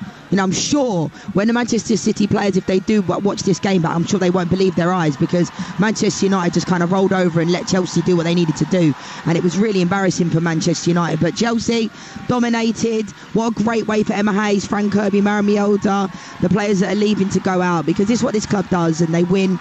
And without Emma Hayes, it's going to be an even harder task than it has been before. But fair play to them, because this is just incredible. We've reached the back of the line for the medals. The goalkeeper, Mušović, who had such an easy afternoon today, she's taken her medal. Millie Bright, the captain, and Emma Hayes herself, who was rather reluctantly pushed towards the Chelsea fans by the players during the celebration straight after the final whistle. She's receiving her medal as well, and they will be the last two up onto the stage, which is away to our right-hand side with the Chelsea fans in the corner of the ground. And very shortly we will see the WSL trophy lifted by Millie Bright and Emma Hayes together. It's 5 on the trot for Chelsea as Millie Bright and Emma Hayes lift the WSL trophy. Chelsea are champions once again in 2023-24. It's 5 on the bounce as the fireworks go off, the celebrations commence, the champagne is flowing, the Chelsea fans going crazy over on the far side. What a way for Emma Hayes to bow out as she and Millie Bright lift the trophy once again. It's Chelsea, WSL champions once again. And Leanne Sanderson, amazing scenes at Old Trafford. Emma Hayes and Millie Bright lifting the trophy, and even just a couple of weeks ago she conceded the title to Manchester City. what a brilliant title race it's been. And with Emma Hayes leaving, it's come to the conclusion I think a lot of people wanted. Yeah, I think so. I think everybody wanted this apart from Manchester City, obviously. I think Emma Hayes deserves this. This one will mean a lot to her, a lot to the players. The fans have been out in full force, as we know the Chelsea fans do. And it's just been a great day. I mean, Adrian, Manchester United have been so poor. To lose at Old Trafford 6-0 in this way, it's an embarrassment. I don't want to take anything away from Chelsea, but I cannot believe what I saw today. That type of performance is not acceptable. This club is trying to go in the right direction. Mark Skinner's just been given a new contract. The players just didn't show up today. Maybe the emotion of last weekend at Wembley, that's no excuse. And fair play to them. You know, like Dave said, they've stayed out, watched the trophy presentation in a respectful way, and they paraded around the FA Cup. Very anticlimactic, but this is all about Chelsea, and they deserve this. They really do. Man City, you know, they had it in their hands, Adrian. You said it before the game. It was a game against Arsenal. They threw it away. They were up. And it comes down to those fine lines, Adrian, doesn't it? And Chelsea deserve this, and it's just fantastic scenes. And indeed, Manchester City today didn't do enough. I mean, 1-0 would have been enough for Chelsea today. They've gone and got 6. But City themselves didn't do the job. No, they didn't. And they had it in their hands at one stage. I mean, you mentioned Emma Hayes conceding the league, and it was because the performance against Liverpool just wasn't good enough. But I think, you know, in this league, you can only afford to really lose 2 games, similar to the men's league. And you then, you know, you have a chance of winning, but you never know. And I think this Chelsea team, they just know how to win. It's in their blood, it's in their DNA. They're mentality beasts, mentality monsters. I mean, the list could go on. I can't even sum up what Emma Hayes has done for this football club and what she's doing, because what she has done, because it's amazing. And it's not just down to Emma Hayes. The players have to implement the game plan, but she just has the strength in depth. The type of, I mean, Myra Ramirez today, Adrian, was unbelievable. I mean, the back line of Manchester United was abysmal, but Myra Ramirez was just on a different level, completely different level. You know, Hannah Blundell, Millie Turner, Myra Letizier had a really torrid time. Hannah Blundell actually got pulled at half time, and they were having a field day down that right hand side. And you cannot allow, you know, the player like Ramirez to go knock the ball around you like a cone or like a mannequin. That's what it was like at times. It was like the type of stuff I used to do in the playground at school. You can't allow that to happen. You have to get your body across. So, you know, this Manchester United team, yes, they won the FA Cup last week, but this is I don't even know how I'd be feeling if I was in that Man United dressing room, because you're at Old Trafford, you've got Sir Alex Ferguson here, David Gill here, you know, they're trying to back the team, and Mark Skinner's been given a new contract, and you lose in this way at Old Trafford. It's embarrassing, but the scenes right now, we're seeing Chelsea celebrate, and fair play to them. Emma Hayes has won it again. Leanne, thank you very much. Chelsea are the WSL champions. Very quickly with the other results. Arsenal beat Brighton 5-0, 2 for Alessia Russo. Man City 2-1 winners at Villa. Everton 4-0 winners at Bristol City. Hat-trick for Ireland's Leanne Kiernan as Liverpool won 4-0 at Leicester. Spurs beat West Ham 3-1, and Chelsea 6-0 winners at Old Trafford against Manchester United. And they are once again the champions in Emma Hayes' final game in charge of the club. Let's get the latest on the USPGA Golf. Gabby Partington. Yes, well, the wait is over. Round 2 of the PGA Championship is done and dusted. We started with 156 players, and now we're down to the remaining 78. Round 3 is well underway here at a mild Valhalla in Louisville, Kentucky. And it's world number 3, Xander Schauffele, leading the charge on 12 under par, with the 2020 PGA champion Colin Morikawa just 1 shot back, and they're both off in about 80 minutes. The early morning fog has moved on, sunshine peeking through, not much wind and still soft conditions with some generous pins out there, so we'll be expecting to see some low scoring once again. Open champion Cam Smith started us off alongside Jordan Spieth. Now, this is the only major missing from the Americans' cabinet, but not off to the best of starts with a 3-putt for bogey on the first, so some serious catching up to do there. Rory McIlroy just teed off with a monster drive, but he's also got to be off to a fast start. As the world number 2, he finds himself 7 shots adrift, but he did come back from 10 behind to win the Dubai Desert Classic, so we know he has got it in him. But it's early days here, and as it stands, it's Xander Schauffele who remains at the top and is off at 6:40 p.m. UK time. PGA Championship update on Talksport with the Arnold Clarke app. Everything for your car in your pocket. A couple of other football lines for your Scottish League 2 playoff final, second leg. They've gone to extra time on the day. It was 1 apiece. Stranraer, East Kilbride, 3-3 on aggregate. They're into extra time there. And in the Cymru Premier Conference League playoff final, Carnarvon beat Penybont 3-1. And that's history made, because Carnarvon, who have never been in Europe before, will be in the first qualifying round of the Europa Conference League next season. And from Germany, Bayer Leverkusen won 2-1. And they've gone the whole Bundesliga season unbeaten It's the first time a German side has ever done that. Wednesday nights, we've got their next game live on Talksport 2, the Europa League final, Bayer Leverkusen against Atalanta. From 7 p.m, you could join me and Kevin Hatchard for coverage of that on Talksport 2. Players are back out. Bolton came out first. Oxford followed them. Oxford very much in control of this League One playoff final at Wembley. It's Bolton 0, Oxford 2. Here's your second half, live on Talksport with Chris Iwelumo, Adrian Clarke and Ian Danter. Thank you, Adrian. There are no changes from either manager at the break, although Ian Evatt must have been sorely tempted to do something. Maybe he'll do something tactical at the start of this second half. It's something that Adrian Clarke and Chris Iwelumo have just been discussing whilst Adrian's been chatting to you all at half-time. I'll run you through the lineups in just a moment. Oxford are going to get us back underway in their yellow shirts with the navy pinstripe, navy shorts and yellow socks, and they're heading towards their fans away to our right in the west stand. We're sat halfway back in the north stand here at Wembley Stadium with the tunnels just down beneath us. Bolton Wanderers in their white shirts and socks and navy shorts, they're kicking towards the east stand to our left, which is where the Bolton fans are situated, and were not best pleased with the first half they saw. Flick on from Aaron Collins, trying to get Dion Charles in behind, but it's through to the Oxford keeper, Jamie Cumming. So for Bolton, backs to the keeper, Jones, Santos, Toll in a back three, then Sheehan, Cogley, McHomer, Thomason and Ogbeta, Charles and Collins. As for Oxford, Cumming the keeper, Long, Moore, Brown and Bennett in defence, Brannigan, Dale, Rodriguez, Goodrum, Murphy, who scored both of Oxford's goals today, and Harris in attack. And Oxford have conceded a throw to Bolton, taken quickly by Nathaniel Ogbeta. I wonder how much Randall Williams has been missed this afternoon by Bolton Wanderers so far. Chris Iwelumo, he's the player that picked up a knock in training. Yeah, it would be a massive loss. But you're looking at already. I've seen something Nathan Baxter doing that he never done in the first half, and that's go long. Go to Aaron Collins, try and play, pick up second balls in the right areas. At the minute you're looking at Santos, Toll and Jones coming out with the ball. You're just inviting Oxford onto you, who I've got to say are very, very well organised without the ball.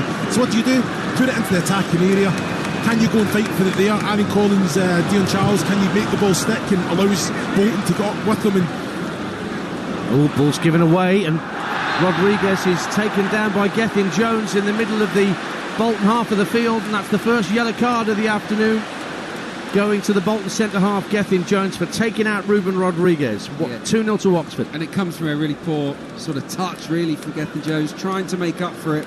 He steams into the challenge, and he doesn't get there first. Definitely cleans out the player, and it's a deliberate foul and a free kick, and it just takes the sting out of Bolton Wanderers again. Well, they won't be able to take the free kick because Paris McHomer has calmed down. Remember, he got injured very, very early on in the first minute of the game, and he's head bowed, sat just over the halfway line inside his own half of the field, and I think he feels, Paris McHomer, that his afternoon is done with his body language as the Bolton physios come to treat him. Indeed, Carl Dempsey, who was a star just over a year ago when Bolton walloped Plymouth in the Football League Trophy final here at Wembley Stadium, scored inside 10 minutes with a terrific header to set Bolton on their way. Looks like he's going to come on, Adrian Clarke. Yep, they stripped and ready. I think they've had to make their mind up here fairly quickly. But Dempsey's a really, really talented player. So I don't think it really weakens Bolton Wanderers too much, but you've got to feel sympathy for Paris Magoma. Obviously gets injured, less than a minute into this playoff final. Don't think he's really ever fully recovered. No, he's just applauding the fans. He's walking off unaided, but walking off very slowly towards this near touchline, and the change is being made. So Kyle Dempsey, who only cost Bolton 150 grand from Gillingham a couple of years ago, 3 goals in the league this season, very recognisable with his swept back blonde hairstyle. He's going to be on shortly. The question is for Oxford, Adrian Clarke, can they keep this pressing up that they've been doing so diligently right the way through to the 90 plus minutes? I think that is a good question. It's a pertinent one because they are using up a lot of energy. I think certainly for the first 15-20 of this second half, but then beyond that, they're going to run out of gas. I guess that is a legitimate point, but Des Buckingham has options on the bench himself. Marcus McGay can certainly come on and make a difference. But I wouldn't change my approach if I were Oxford. Oxford now take this free kick from the centre of the Bolton half. Elliot Moore heads it across the 6-yard line. Dempsey immediately involved, heading it clear for Bolton, but not that far clear. Brannigan tried to hook it down the left wing for Oxford, and it was cleared downfield with no nonsense by Josh Sheehan. And then down goes Joe Bennett under pressure from Aaron Collins, and wins a free kick for Oxford United over on the far side. Most of the pitch is now in shade. The sun has dipped a little bit lower. It's only the penalty area that Jamie Cumming is protecting, the Oxford goalkeeper, that's still bathed in late afternoon sunshine. So a lot of those Bolton fans away to our left still having to shield their eyes whilst the ball is in play, particularly when the ball goes high from clearances like this from Jamie Cumming. Down the inside left channel for Oxford, but a comfortable header clear for Jones. Nodded down though by Bennett. Cogley for Bolton, sent it up to Collins on halfway, turns and fires it down the channel, right hand side, asking Dempsey to give chase. But Kieran Brown is equal to it, and has he hit it against? No, didn't come off Carl Dempsey as I initially thought. Bolton have a throw, encouragement for the fans away to our left, 2-0 Oxford. Yeah, well, it's brilliant from Dempsey, isn't it? Fresh legs. I thought it was a nothing ball that he had to go and chase and harry and put the pressure on, and yeah, he wins Bolton a throw-in in the attacking third. And see the reaction it got from the fans as well, so we just want a wee bit more. Throw taken quickly from Bolton, back to Santos, just over the halfway line. Toll to his left now receives the pass for Bolton, tries to drift in between two Oxford players, Dale and Harris. Ends up playing the ball backwards of square to Jones. Jones slides it down the right wing for Dempsey, comes infield quickly, fleet of foot Carl Dempsey, lovely ball to find off better, left hand corner of the box, slides it further down towards the byline. Thomason, has he won a corner? Yeah, came off the chest of Elliot Moore, Bolton's third corner of the game, and they have reacted to being 2-0 down at half-time on Talksport. Yeah, great introduction from Dempsey. Lovely little flicky outside of the foot switch pass to Ogbeta. There are strong calls for a handball here against Elliot Moore. Obviously VAR will look at it. Yeah, Andrew Kitching is the VAR official. It's been quickly said, game on. Corner kick to Bolton, taken by Sheehan, right into the crossbar, punched away by Cumming, and straight onto the loose ball is the 2-goal hero Josh Murphy, who's trying to wrestle past the challenge of Ogbeta. He's carried the ball into the Bolton half, tried to feed it infield, but Ogbeta did well.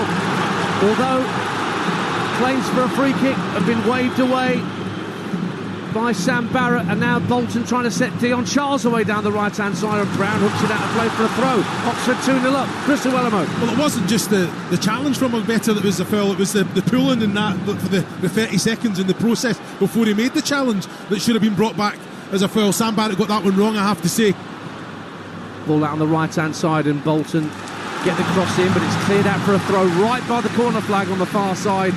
Josh Cogley going across to take it. Doesn't appear to be a long throw specialist in the Bolton side. Still some people taking their seats around and about us here at the stadium. Kevin Davis, isn't it? Yeah, the old Bolton legend.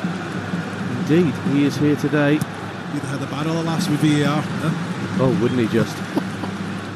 You too see, I mean, I've seen enough Bolton fans with Dion Charles in their back, but a few with JJ on their backs, thinking back to 20 years ago when JJ Okocha was lighting up the Premier League with his silky skills in Sam Allardyce's days as Bolton manager. Here's Josh Sheehan for the current Bolton crop. Finds Carl Dempsey, right-hand side of the box. Cross is deflected. Bolton have another corner, and they're asking questions of Oxford in this early part of the second half, but 2-0, Oxford still lead. It's much better. Basically, they're playing for territory. They're not playing through Oxford. They're just being a little bit more direct, getting the ball into the final third and staying there. And that's really important. And look, already they keep winning corners. Ogbeta's in-swinging corner, right under the crossbar, and in fact it lands on the roof of the net, and Jamie Cumming doing some chin-ups on the crossbar as the ball landed on the roof of the net. So we played 8 minutes of the second half on Talksport in the League One playoff final for the right to play in next season's championship. Bolton 0, Oxford 2. Chris Iwelumo. You know what I'm probably most annoyed about is that it takes the half-time team talk from Ian Evatt to get Bolton to do that, to go and play for territory. Now I think players need to make that decision. We're not getting any joy. We're getting the ball. They're not pressing the defensive unit. So we've got to pick up second balls. Can we go forward with quality, play in the right areas, but we've got to fight and win every single one of those second balls, because it is bringing them joy. The penny has dropped. Yeah, finally. But Oxford have that 2-goal cushion. Pulls out a play for an Oxford throw on this near side, just in front of our commentary position. Halfway up this north stand side of Wembley Stadium. So we're on the opposite side to where the television cameras point out from, if you've got Wembley in your mind's eye. Bolton can't keep possession. Ruben Rodriguez, again, neat skill, rolling his foot on the ball and finding Mark Harris, and then Sam Long is brought down by Aaron Collins, and Oxford will slow the play down, I assume, and get themselves a free kick. Ian Danter with Adrian, Clarke and Chris Iwelumo alongside me here at Wembley Stadium. Back here tomorrow, Nigel Adderley and Perry Groves will be here from midday with Faker Others for the League 2 playoff final, Crawley Town against Crewe Alexandra. That's a 1 o'clock kickoff here, and then all the game day action from the last day of the Premier League starts from 2 p.m. on Talksport with Adrian and the team, and our main game on Talksport is Everton against title-chasing Arsenal. Murphy with a free kick for Oxford, trying to catch out Nathan Baxter with a free kick, but it was never on target. It swung about 4 or 5 yards wide in the end, but it did have Nathan Baxter backpedaling just for a moment, and he's finally retrieved the ball. He thinks there's a multi-ball system in operation. Didn't feel like it to Nathan Baxter. No. 2-0 Oxford. I think there's a ball missing off that cone, wasn't there? But yeah, it was the first thing Josh Murphy's done wrong there. That was a pretty poor free kick from him, but with the 2 goals, absolutely outstanding individual display from Josh Murphy. I was looking at Oxford's record from being 1-0 up this season. Lost 2 of 27, so pretty good front runners during the domestic campaign. And I've got to say, against Peterborough United, they handled the pressure and the onslaught at times very sensibly. So they look to me like a team that are equipped to be comfortable with the lead. They lead 2-0 Oxford, and Rodriguez wins it back. Goodham in the centre circle, looks for relief. Murphy through the middle again. He's got beyond Gethin Jones. Again, the angle's tight. He drags it across the face of goal and wide. So close to a hat-trick for Josh Murphy, but this time he couldn't find the target. Goal kick Bolton. Bolton 0, Oxford 2. Well, it's excellent play, isn't it? Goodham is driving forward, the way to pass to Murphy. He's stretching the pitch. If it's outside, coming from outside to in, but the touch, the strength, the athleticism there, and I think he's not far away. It's that he's got the strength at full stride to kind of get his man away, but then tells to get the accuracy just a little bit, just wide.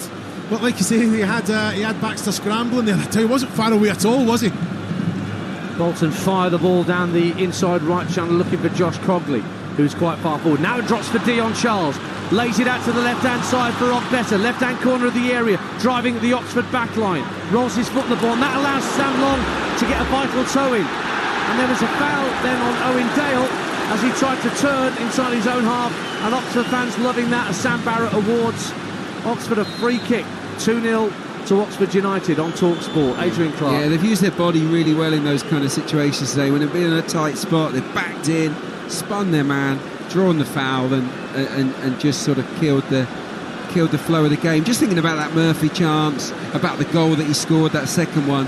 What I love about him is that he's anticipating it quicker than the defender.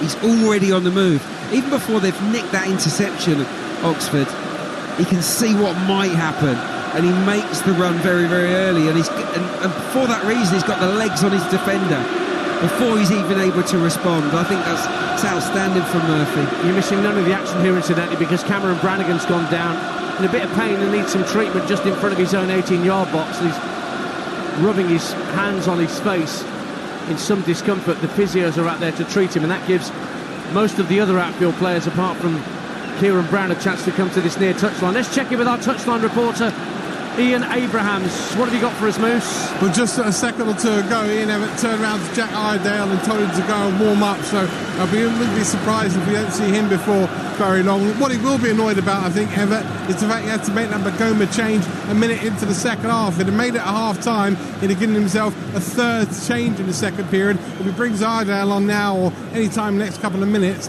then it means he'll only have one more change later on in the game. Very good point indeed from Ian Abrahams. Now Cameron Brannigan's moving very awkwardly back to this near touchline. Going to try and run it off, I assume. There's no Oxford player immediately ready to come on to replace him. And he is a vital cog in the Des Buckingham Oxford United machine, Cameron Brannigan. Come back to this near touchline. So we will restart with an Oxford United free kick, midway point of their own half. Brannigan will try and run it off when he's finally allowed back on in just a moment. Meantime, Cumming fires the ball out to the Oxford right. Owen Dale tries to head the ball back in play, but it instead goes out for a Bolton Wanderers throw. Des Buckingham just having a word with his talisman, Cameron Brannigan, just to make sure he's all right. And Bolton have a man advantage just for a moment. Brannigan will be back on presently. 2-0 to Oxford on Talksport. We've nearly played an hour at Wembley Stadium. In the centre circle, Owen Tolan in possession for Bolton. Finds his captain, Santos, just to his right. Brannigan's back on, looks to be moving okay. Toll in the centre circle for Bolton, chips the ball out to the right-hand side for Kyle Dempsey, looking to take on Tyler Goodrum. Just checks his run for a moment, plays it back in field to Gethin Jones. Now Sheehan will roll it across to Ogbeta, left-hand side. Faced up by Sam Long, goes on the outside of Long. Good ball to the far post, heads go up, half cleared. Sheehan at the edge of the area trying to bring it down. It's worked out to Ogbeta, left-hand side of the area. Is he going to fire it across goal? No, he couldn't get the touch. But quickly on the scene is Thomason. He dinks the ball, looking to a Bolton player at the far post, but it's already gone behind before it gets there. And it's a goal kick to Oxford United, who still lead 2-0 on Talksport in the playoff final. Yeah, well, it's much better from Bolton. The ball in from Ogbeta. Yeah, good. They don't clear the 18-yard box well. Sheehan, with the quality he's got, the first touch is good enough. He can take it on the full. You know, but to take the first touch, he's got to let one go. As soon as he's stuck between his feet, it's just, I don't understand why they're not making these decisions there. I think he can take it on the full there. He's stopped the ball. Okay, it was a poor touch. He can't really kind of get the ball in distance from his foot to get the shot away there. But again, it's better quality from this left-hand side. Oxford 2-0 up, and Ian Evatt having a really heated conversation with three of his substitutes down there. Ian Abrahams, who's he chatting to? Can you see? He's chatting to Jack Iredale, to Cameron Drome, and also to Victor Adebayo. And it looks like at least one, if not all three, are going to come on. I'll come back to you in a second or two. Thank you, Moose. Ball's out of play for an Oxford throw. In the WSL today, Chelsea have won another title to seal Emma Hayes' career as Chelsea manager. They won 6-0 at Manchester United. Manchester City also won, but only 2-1 at Villa. They needed a bigger goal swing than that in order to prize the title away from Emma Hayes' Chelsea. And Bayer Leverkusen, unbeaten. They've done a Preston, they've done an Arsenal, and they are invincible in the German Bundesliga this season. Bolton on the right-hand side, play the ball into the box, and it was George Thomason on the 6-yard line who couldn't get the contact. Sam Long headed it behind for Bolton's 5th corner of the game, as once again the Trotters 2-0 down, try and turn the screw here. That's great cover from Sam Long, isn't it?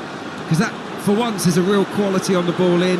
From that right-hand side, Dacus Cogley whips the ball in beautifully, and he just makes that step forward there. He leaves the man at the far post because the more dangerous player is right beside him, and it's a good decision.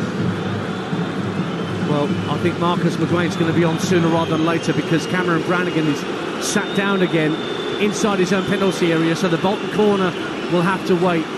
Just picking himself up, and Des Buckingham's just given McGuane some last-minute instructions. A player you know as an Arsenal Academy graduate, Adrian Clarke, Marcus McGuane. Yeah, I remember him. Yeah, he was highly thought of, came through, and he played in a very good Arsenal youth side, and hopes were high that he might progress to the first team. He was certainly training with the first team on occasion, but Barcelona B came knocking, and a move to the new camp followed, where I guess he was dreaming of making the Barcelona first team.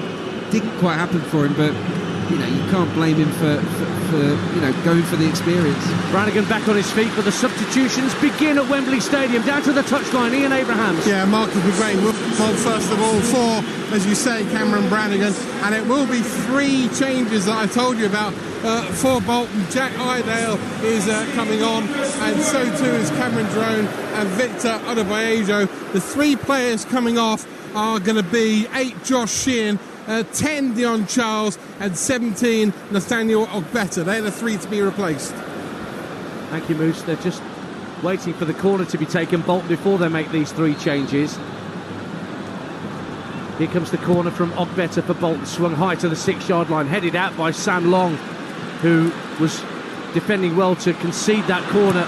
And then it's fired downfield, and Josh Murphy is away down the inside right channel. Sheehan trying to catch up with him. Murphy into the area. Can he make it 3? Good save. Good save, Nathan Baxter. Blocked it behind for a corner kick. Massive chance for Oxford's third, and Josh Murphy's third. 2-0. Wow, so close to the hat-trick.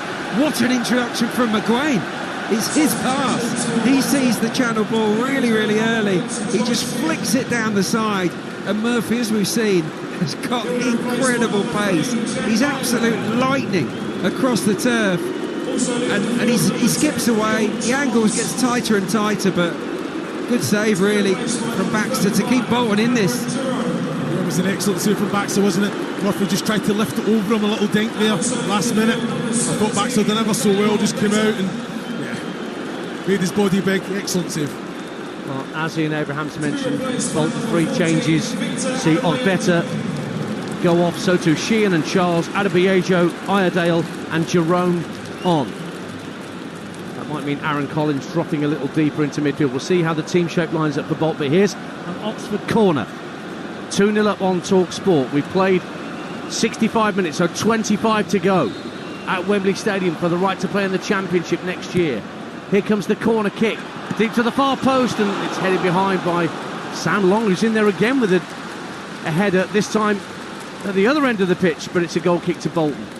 2-0 Oxford, Adrian Clarke. Yeah, they scored from a set piece, didn't they, in the first leg of the semi-finals. So they've got strong players for these kind of situations. That's a good ball in, actually. It's plenty of whip on it towards the far post. And it is an Oxford player that gets the first contact on it. It's long, but can't quite get it back into play. 3-4-3 for Bolton with those changes. Collins staying up with Jerome and Adebiejo. It may well be. Ball's drilled out to the Bolton right, but that's a poor pass this time from Owen Toll.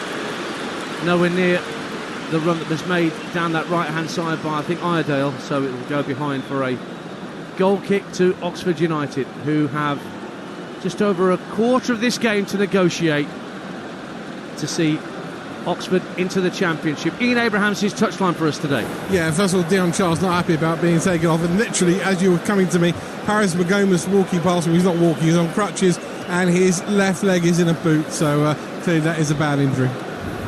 Indeed, that ankle caught in the opening seconds of the game, and so Bolton have had nothing go their way so far this afternoon. But here comes Gethin Jones for the Trotters, down the inside right channel, clips across deep to the far post, but it goes beyond everybody, and Cogley is now playing on the left-hand side after those substitutions made by Ian Evatt. Can't keep the ball in play, and the ironic cheers you heard from the Oxford fans who see their side get a goal kick. 2-0 up, Chris Iwelumo. Yeah, I'm looking at Cogley there. I still think he can do a little bit more to keep the ball in play, you know, even if he can just kind of try and make some sort of contact and put it back across the face of goal, you know, just let it go over him there. And it's so important that, you know, even Toll distribution, you know, don't force the issue. You know, try and keep possession of the ball, recycle it. If you create something, then can you go forward with pace and quality?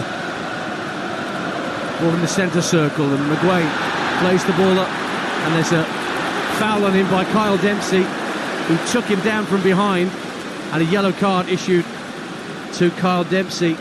And Oxford have a free kick just after the halfway line. 2-0 they lead. It's a shocker of a challenge. Comes from the wrong side. It's the challenger, an angry young man, really, someone that's frustrated. Just going to see a replay of it now. He absolutely wipes him out. There's no chance of getting the ball there. Definite yellow.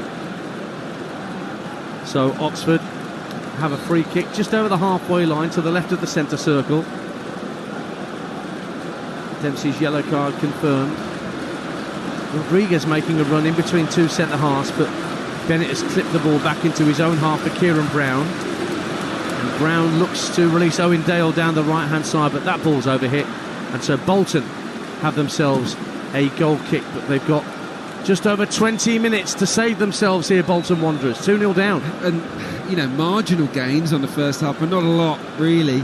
I mean, how often has Jamie Cumming been been tested here this afternoon? It's been, you know, could have played without gloves up until this point, really. He hasn't had a great deal to do. Ball sent out to Cogley on this near side, the Bolton left. He's switched sides for Ian Evatt's men. Santos gets up to halfway, but again plays backwards to square, this time to Jones. Jones faced up by Mark Harris. Still working incredibly hard as the lone striker for Oxford United, Chris Iwelumo. That's what it is, Ian. Just look at Oxford, just look without the ball. Everyone knows the responsibilities, the distances are right, you know, that attacking three, yeah, they're dropping in, they're pressing, they're going in numbers, not ones and twos. Look at them, they're shuffling across, they're making it so difficult. So where's the space for Bolton? It's out in the wide areas. They have to miss a couple of players. Now it's Collins making a run to the edge of the area, left hand side, drills it into the box, it's half cleared. Cogley almost got onto the loose ball, went down, Oxford can't get it fully cleared. Dempsey can see Collins on the left hand side and feeds him. Collins down the left hand side of the area, ball is deep to the far post, decent enough delivery, but nobody at the far stick for Bolton, and instead it goes out of play on the far side for an Oxford United throw. Bolton 0, Oxford 2. The crossing from Bolton this afternoon has been bang average, but actually that's being generous. It's been bad, and they're normally so good in wide areas. That's why they score so many goals. The ammunition is top drawer, but I think they've been flustered a little bit by Oxford, and the whole occasion has got to them. The quality has been low by Bolton Wanderers standards. A reminder that both these teams scored plenty in the regular season. 121 in all competitions for Bolton, 97 for Oxford. So they're one shy of the century as they sit here 2-0 up against Bolton in the League One playoff final with 20 minutes to go on Talksport. The Championship beckons for Oxford United. Here's Ruben Rodriguez very calmly rolling his foot on the ball again and getting an appreciative nod from Adrian, Clarke and Chris Iwelumo alongside me in our commentary position. Ball played out to Rodriguez, who slots it back to Sam Long, and Long hits it long. Downfield asking Owen Dale to give chase, but Cogley will protect it and allow his keeper to come out, and then was that a foul by the keeper? Been given us a free kick just outside the area as Cogley and Baxter got in a terrible muddle. Owen Dale was just outside the area and he was caught by Bolton keeper Nathan Baxter, and that's adjudged to be just outside the box, only just, for an Oxford United free kick. 2-0 up. Oh, you're just looking at the goalkeeper there when he's coming out, decided late. No, I think it's in the box, is it? It's right on the line. It's a penalty kick. That's going to be looked at. It has to be. He's in the box.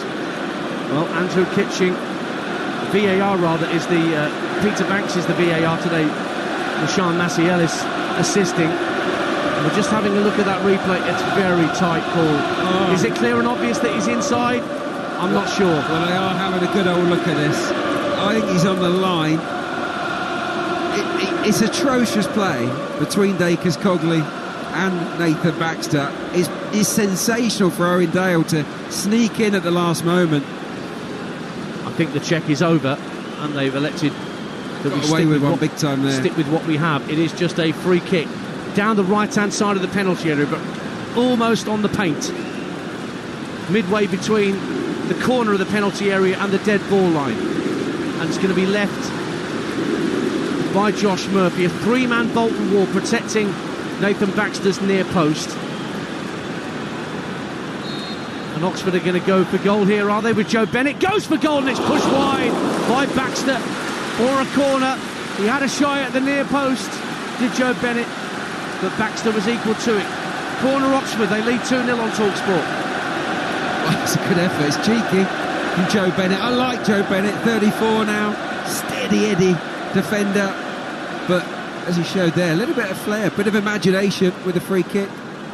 Corner kick from Bennett, deep to the far post, headed out by Bolton. Collins still inside his own area, tries to clip it down the right hand side, and it deflected off the boot of Aguain for a Bolton throw-in. What are the nerves like down on the touchline, Ian Abrahams? Well, there's no nerves really for either side at the moment. If there are, they're for Oxford because they're in front. But Ian Evatt, when that happened on the edge of the penalty area, he turned round to his bench and he mouthed at them, "What are they doing?" They're losing 2-0, blowing the chance to go in the Championship. As Adrian Clarke mentioned in our build-up, they were in the top 2 spots for a while and had something to say about an automatic place, which eventually went to Portsmouth and Derby. But here they are, looking to find 2 goals inside just over 15 minutes. But Oxford United, having seen off Peterborough in the semi-finals, are putting in the same sort of tenacious performance that I saw at London Road in the second leg against the Posh here at England's National Stadium. But there is still time. Dempsey on the right-hand side has come in field now for Bolton. It's lifted down the right-hand side for Adebayo, trying to roll this defender Kieran Brown, gets to the byline, cross into the near post, looking for Jerome to compete, but Elliot Moore got there first. A little touch from Tyler Goodrum, almost took it round Owen Toll and landed to clear downfield, but Toll just got a slight touch on it. Throw into Oxford, who lead by 2-0 on Talksport. Tyler Goodrum's been excellent today. You know, I think just you're looking at his age, but 100 games. You're saying he's the experience that he plays, the decisions that he makes, and I think I'm right in saying he's Oxford's youngest ever player. He made his debut 16 years and 90 odd days. Well, it just shows you, you're old enough. You're good enough. You're old enough.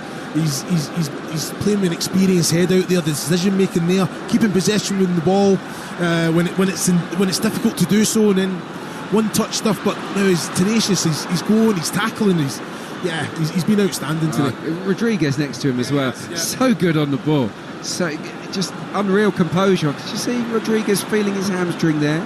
Just hoping he's okay. It looks a bit stiff. He's just had a look to the bench as well. Ruben Rodriguez, more than a look, and he's waving now as if to say, get me off and I'll walk the long way round. Meanwhile, Bolton are in possession, 2-0 down, quarter of an hour to go.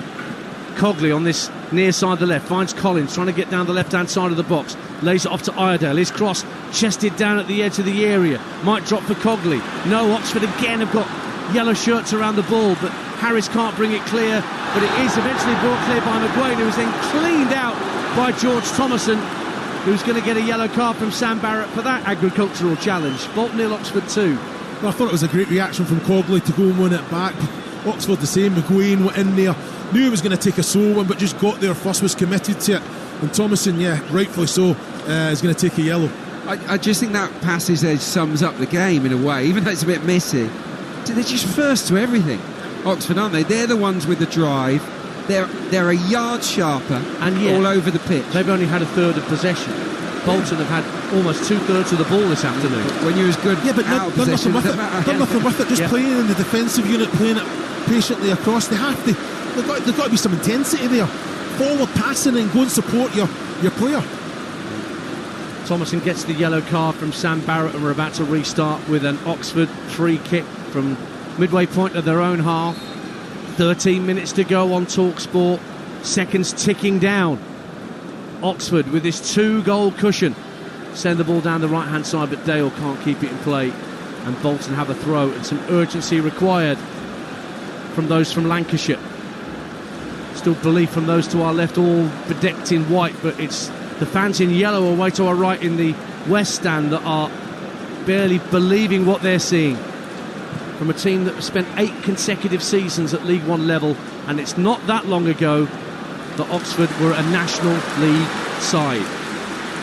But here they are on the verge of the Championship for the first time since 1998-99. In fact, almost the whole history of the Kassam Stadium has been played below Championship level. Yeah, it's amazing it's been so long. They were in the 80s. They were always in and around the top tier. Cogley heads the ball into the Oxford box, but Brown and Rodriguez between them hook the ball clear. Harris is giving chase, and he's got half a yard on Santos. Santos lets the ball bounce, and Harris has collected it, tried to square it in field for McGuane, and Santos, using his strength, won it back and dumps Harris on the turf. He used his muscle there, didn't he? I mean, Harris is such a hard-working player, isn't he? And he hunts that down. He does brilliantly to beat Santos to the ball, but then Santos flattens him. And a former Champions League player for Chelsea coming on for Oxford, Ian Abrahams. certainly is, yeah. Josh McEachran began his career at Chelsea, also been at Brentford and MK Dons. Now he's at Oxford, and he's going to come on for Ruben Rodriguez, who a second ago, as you so rightly described, wants to come off because of what looks like a bit of a hamstring injury. McEachran had about 5 minutes at Birmingham City as well, I seem to remember. Thinking he'd have missed it. But he is going to come on with all of his experience, Josh McEachran. Still only 31 years of age. The injury has blighted a lot of his career, Adrian Clarke. Yeah, look, he's a technically excellent player. We know that. He can get it, he can give it. He's got a good range of passing. He's unlucky in that probably Oxford's most influential player, Cameron Brannigan, plays the same position as he does, because otherwise he'd have started here today. And now Owen Dale gets down the right-hand side of the area. Baxter's committed himself.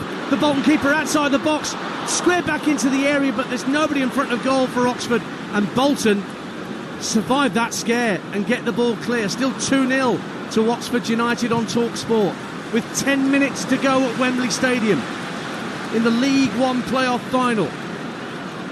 Tyler Goodrum, who's been so busy in the Oxford midfield this afternoon with quality, works it back to halfway, and his skipper Elliot Moore. His ball down the right hand side is watched by Iredale, and he hits the ball against Owen Dale. Is that going to break for Mark Harris? It is. Right hand corner of the area, lays it off to McGuane, plays a 1-2 with Sam Long. Long's gone again down the right hand side of the area, chips it to the far post looking for Murphy's header, gets it wide, and it's a goal kick to Bolton Wanderers. Josh Murphy saw glory there at the far post for Oxford, but heads it wide. 2-0 Oxford. No, I've got to say it's excellent play, wasn't it? McGuane, the way to pass, the little dink to the back. I've got to say, I think Josh Murphy was disappointed with himself. He's watching all the way. Probably could work his feet a little bit so he can kind of step back and then go and attack it and try and get. He had to kind of generate the power on it, you know, to beat Baxter. But just put it back where it came. There was a big area to go for there. Bolton have the ball inside their own half. Diagonal ball from Santos, picking at Cogley. Brings it down well. Down towards the corner flag on this near side. Faced up by Long. Jinks inside him. Good ball to the far post. And it's headed over the bar by Cameron Jerome.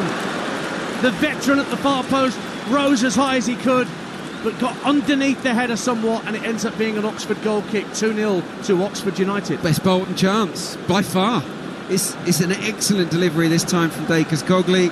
And for once, the Oxford central defenders don't get their head on it. They get underneath the ball, and Cameron Jerome gets himself into a lovely position just off the shoulder of Kieran Brown.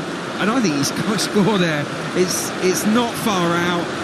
He's got a free jump at it. It's actually a really poor header. I think he jumps too early. Yeah, he's coming down, isn't he? And he's just trying to generate his power. He puts his head down. It comes off the top of his head. If anything, you want to be rising, meet the ball at its highest point, and just basically guiding it. And a Biagio now for Bolton. Looks to slip in Carl Dempsey at the edge of the area. Josh McEachran just calmly takes the ball off Dempsey's toe and launches an Oxford United counter-attack.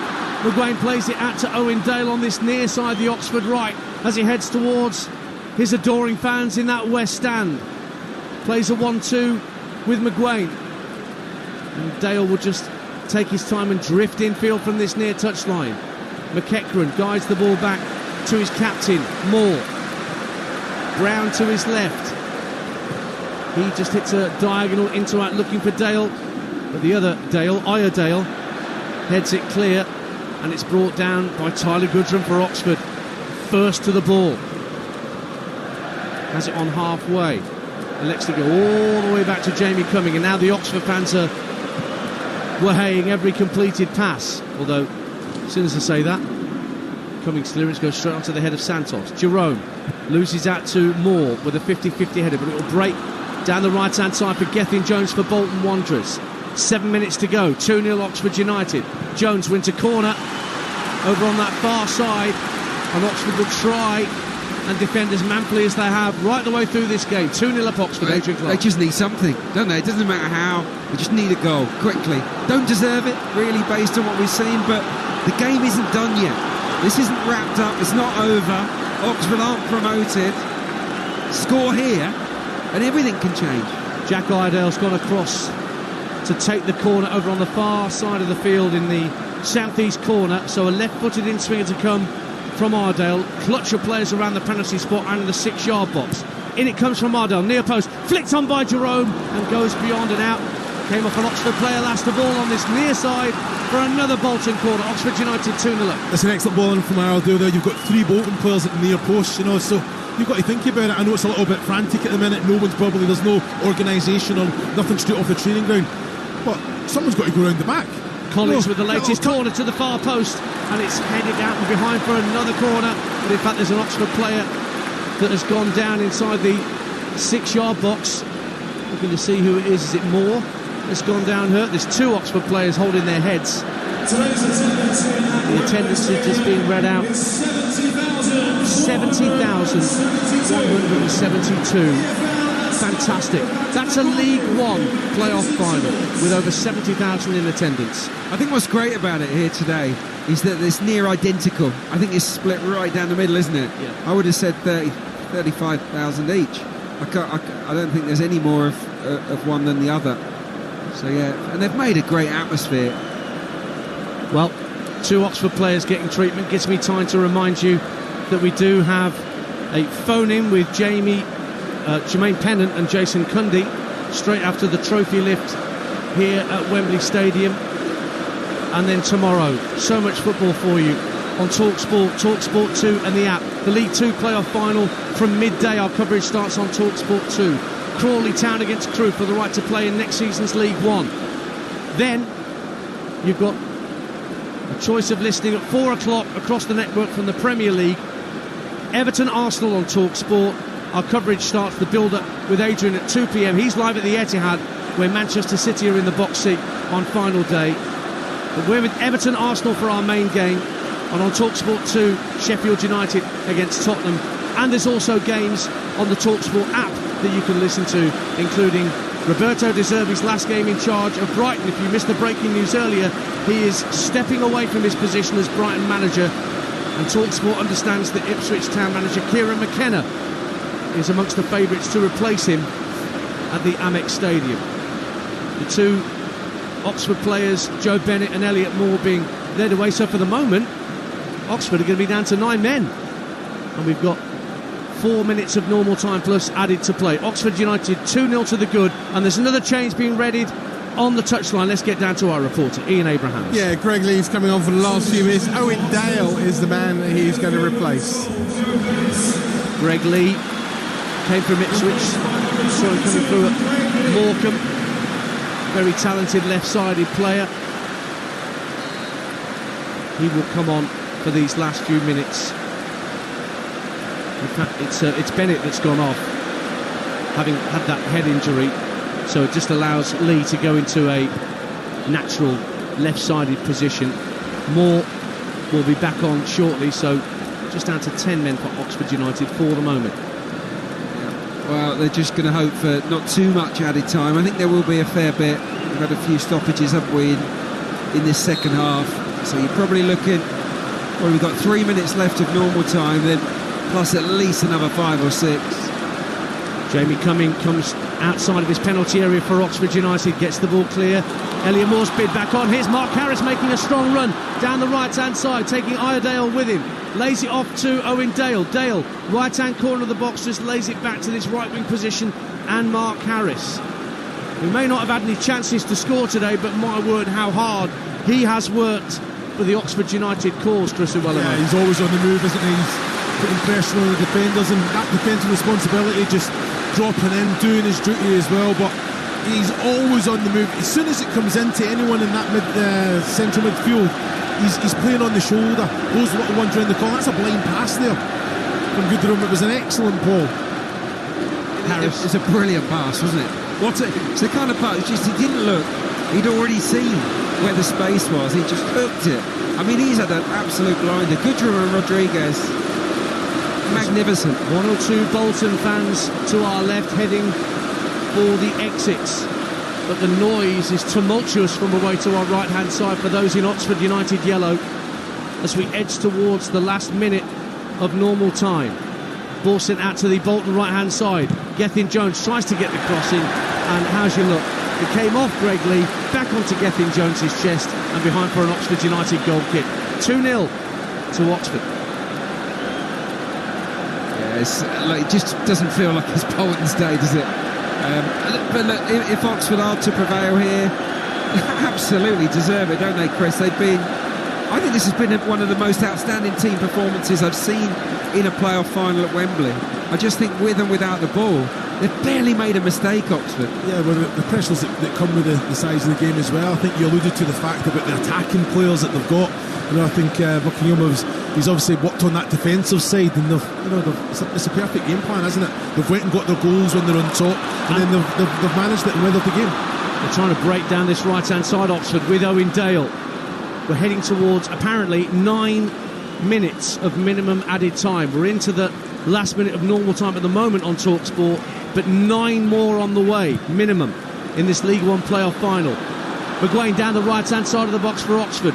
Great skill to hold on to the ball. He's got a defender all over his back, but he's holding on to the ball by the corner flag, which shows a bit too much strength in holding off the Bolton defender.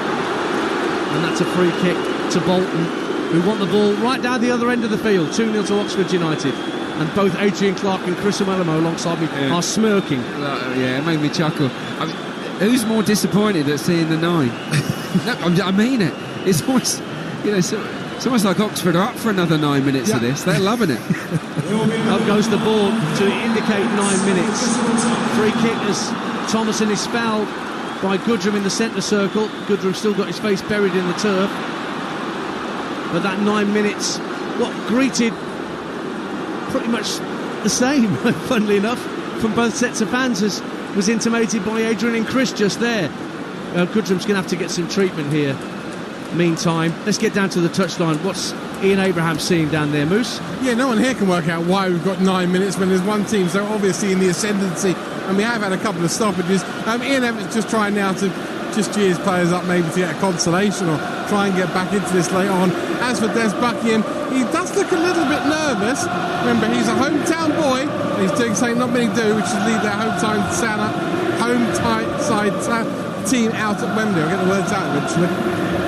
Yeah, he was a coach of the Oxford under-18s when he first got into the game. He worked with Chris Wilder when Chris was manager of Oxford United. Grew up in Cowley, a boyhood fan of Oxford. Ended up going abroad and winning titles in Australia and the Indian Super League. Came into Oxford United in November to manage his boyhood club, and now he sees them on the verge of championship football.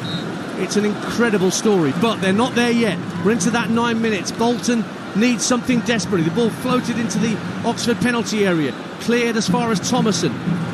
Laid back by Gethin Jones to Iredale, who's just out of the centre circle. Just chips the ball into the area. The heads go up. Jerome was up for a header, but Oxford managed to get something on it, and then there's a push by Dempsey on the far side, and Oxford will eat up a few seconds, getting the ball downfield from this free kick. Bolton 0, Oxford United 2. Yeah, it's pure from Dempsey. When you wanted to try and put Oxford under a little bit of pressure, just a silly one. Any contact at all, and it's clever play, isn't it? You feel anything, you go down. And a fresh shirt for an Oxford player. It's Tyler Goodrum that needs the new jersey, but it has no number on the back. That's why I hesitated to see who it was for a moment. But you can't really miss Tyler Goodrum. He's just a pocket rocket in the Oxford United midfield. 2-0. Des Buckingham side lead, but here come Bolton trying to send the ball forward for Aaron Collins. It might break for Adebayo at the edge of the area, but good defending by McGuane, coming back to help out his defenders. Goes to ground under pressure from Dempsey, but Greg Lee wins it back and just hits it long downfield, asking Murphy to give chase. Feels he's having his shirt pulled by Gethin Jones, and Sam Barrett waves away the protests. It looked for sure that Gethin Jones had a chunk of Josh Murphy's jersey. Not for the first time. It's 2 or 3 times now Murphy has been pulled back, and the referee has basically just shown mercy to Bolton. 3 minutes of added time gone. Dempsey with a cross for Bolton. Might drop for Cameron Jerome. Can't spin and hit the shot. The ball won't go out to the penalty area. Oxford desperately trying to get it clear. Down goes Collins under pressure from McEachran. Half-hearted claims for a penalty. Waved away. Yeah, no way is that, Ben. Can't see that being given. How good Marcus McGuane been since he came on? Absolutely superb in place of Cameron Brannigan. What he learnt at Barcelona, I assume. Greg Lee wins a header and will carry the ball over the halfway line for Oxford United. Owen Dale making a run through the middle. Iredale's tracking him, and Iredale gets across and makes a super challenge for Bolton Wanderers. Yeah, it's a great timely challenge from Iredale. Seen the danger, didn't he? Got across the face of Dale there and, like you say, kept possession. Bolton Wanderers 0, Oxford United 2. 4 minutes of added time played, at least another 5 to go on Talksport. Have Bolton got anything left in them? Ball's fired up to the edge of the Oxford box. Jerome trying to make a nuisance of himself, goes down at the edge of the D. It breaks for George Thomason for Bolton, centre of the Oxford half. Tries to roll it up to Collins at the edge of the box, but the deflection takes it away from Bolton Wanderers. And Sam Long, a young man who was coached by Des Buckingham at the age of 9, wins it back for Oxford United and powers downfield, but his crossfield pass is intercepted. Oxford have it again and lose it. Here's Cogley for Bolton. Finds Toll. Now Dempsey, having a very different day to the one he had here just over a year ago when Bolton won the Football League trophy. Thomason steps away from Harris. Everybody in Oxford yellow back defending. Ball breaks for Toll. Out to the right wing. Chance for the ball to go into the box. Jones holds it up and gives it back to Toll. Santos calling for it just ahead of the centre circle. 4 minutes to go. Oxford United still 2 goals clear. Santos rolls the ball out to the left-hand side near to us and Jack Iredale. Iredale sees Dempsey making a run, who comes in field now from this near touchline. Tried to slide it into Adebayejo. Half cleared by McEachran. Bolton have it again with Toll. They shall not pass, say Oxford United, at this point at least. Here once again is Kyle Dempsey for Bolton Wanderers. Iredale making a run down the left-hand channel, but Dempsey shaped to shoot for a moment. Instead gives it to George Thomason. Thomason drives into the box. Moore clears for Oxford United from the edge of his 6-yard line. All hands to the pump for Oxford United to protect this scoreline. 2-0. With 3 minutes of added time left on Talksport, Oxford are nearly back in the Championship. Jerome, just inside the area, left-hand side, plays a reverse pass for Cogley. Cogley goes down under a challenge from McEachran. Again, no penalty, says Sam Barrett, the referee. And Owen Dale, under pressure from Dempsey, will clear his lines, will he, for Oxford? No, he's carrying the ball downfield and forces Dempsey to slide in and put it out of play for an Oxford United throw. They are nearly there, the U's. 2-0 they lead. They've been so cool, so calm throughout this second half. They've not been flustered at all, Oxford. Lots of pressure there from Bolton Wanderers. They're pinning them in, but there's no damage, is there? They're not landing any kind of blow on Oxford. They're keeping them at arm's length. Excellent defensive shape, and I just think throughout this match Oxford have made good decisions, and Bolton unfortunately have made bad ones. They made another bad one there to allow Owen Dale to win the ball deep inside the Bolton half. Deep cross to the far post. Murphy tries an acrobatic volley and he just hit the ball straight into the turf. Well, you can't deny him the opportunity to at least try it on a hat-trick, but he just hit it straight into the turf, and there's a yellow card issued, I think, to the goalkeeper for a bit of afters as he smothered the ball. But Oxford getting ever closer to the Championship. 2 minutes to go, 2-0 they lead. Well, that's Owen Dale. What's that, the 96th, 97th minute there, defensively doing his duties, comfortable, driving with it, getting the throw in. Now in the attacking third, the right ball to Murphy there. The ball doesn't move. You just make sure that connection's right. Kieran Brown clears the ball from inside his own D for Oxford United. Time is running out for Bolton Wanderers. It's got to go into the box, and it does from Jack Iredale from this left-hand side, but it's too high for Gethin Jones and drifts behind. And more ironic cheers from the Oxford United fans away to our right, who are sensing glory now, Adrian Clarke. They really are. I think they've sensed glory from half-time onwards, really. This has been a phenomenal performance from Des Buckingham's side. I think the managerial display is almost flawless, the game plan perfect, and the players their decision making has been near spot on throughout the entirety of this game, and in this atmosphere on this occasion, that is some feat. It really is. Cummings smacks the ball downfield for Oxford from his 6-yard line, headed up and out by Kyle Dempsey, so it's a throw to Oxford United. We're in that last minute of minimum stoppage time, taking their time to retrieve the ball. Oxford as well, they might. They'll eat up as many seconds as they can. Sam Long will have this throw-in. down this near side. Des Buckingham pacing impatiently along his technical area. He's nearly done it for his boyhood club. The throw-in goes behind for a Bolton goal kick, and we've almost played the 9 minutes minimum. It's now going to be down to Sam Barrett for how much more we play. Whistles go up from the Oxford fans away to our right. Santos in possession for Bolton, drives it long down the centre of the field, over the heads of everybody behind for a goal kick. That surely will be that, although the goal kick will be struck downfield by Jamie Cumming. 2-0 Oxford United. Collects the ball from one of the stewards. There's a smoke bomb being thrown from behind that goal from a Bolton fan, but it's not landed anywhere near the playing surface, so it won't interrupt proceedings. Oxford fans waving their scarves above their head. Cumming with the goal kick. All eyes on the referee, not blowing for time just yet. It's gone out of play for a Bolton throw. An errant clearance from Jamie Cumming. Iredale will have the throw for Bolton Wanderers. Arms aloft from Des Buckingham. How much longer, he says to the referee, as Iredale hits another diagonal ball in field from the halfway line for Bolton. Adebiojo goes up and wins the header down the left-hand side of the box under pressure from Sam Long. Gets to his feet after half a challenge. Owen Dale puts his foot in. There goes the full-time whistle. Joy for Oxford United. Tie a yellow ribbon round the playoff trophy, because Oxford United are championship bound for the first time in a generation. Des Buckingham, the boyhood Oxford fan, has come back to the club mid-season and in 9 months has turned them into a second-tier side in the EFL, and they have hassled, harried and hounded Bolton Wanderers, the pre-match favourites, throughout the 90 minutes, and 2 first-half goals from Josh Murphy sealed it. And Oxford United will be playing championship football for the first time since the 1998-99 season in the next campaign. Bolton will have to lick their wounds and go again at League One level next season. But it's joy for the Oxford fans who've not had far to travel down the M40. It's party time to our right. Full-time score at Wembley Stadium.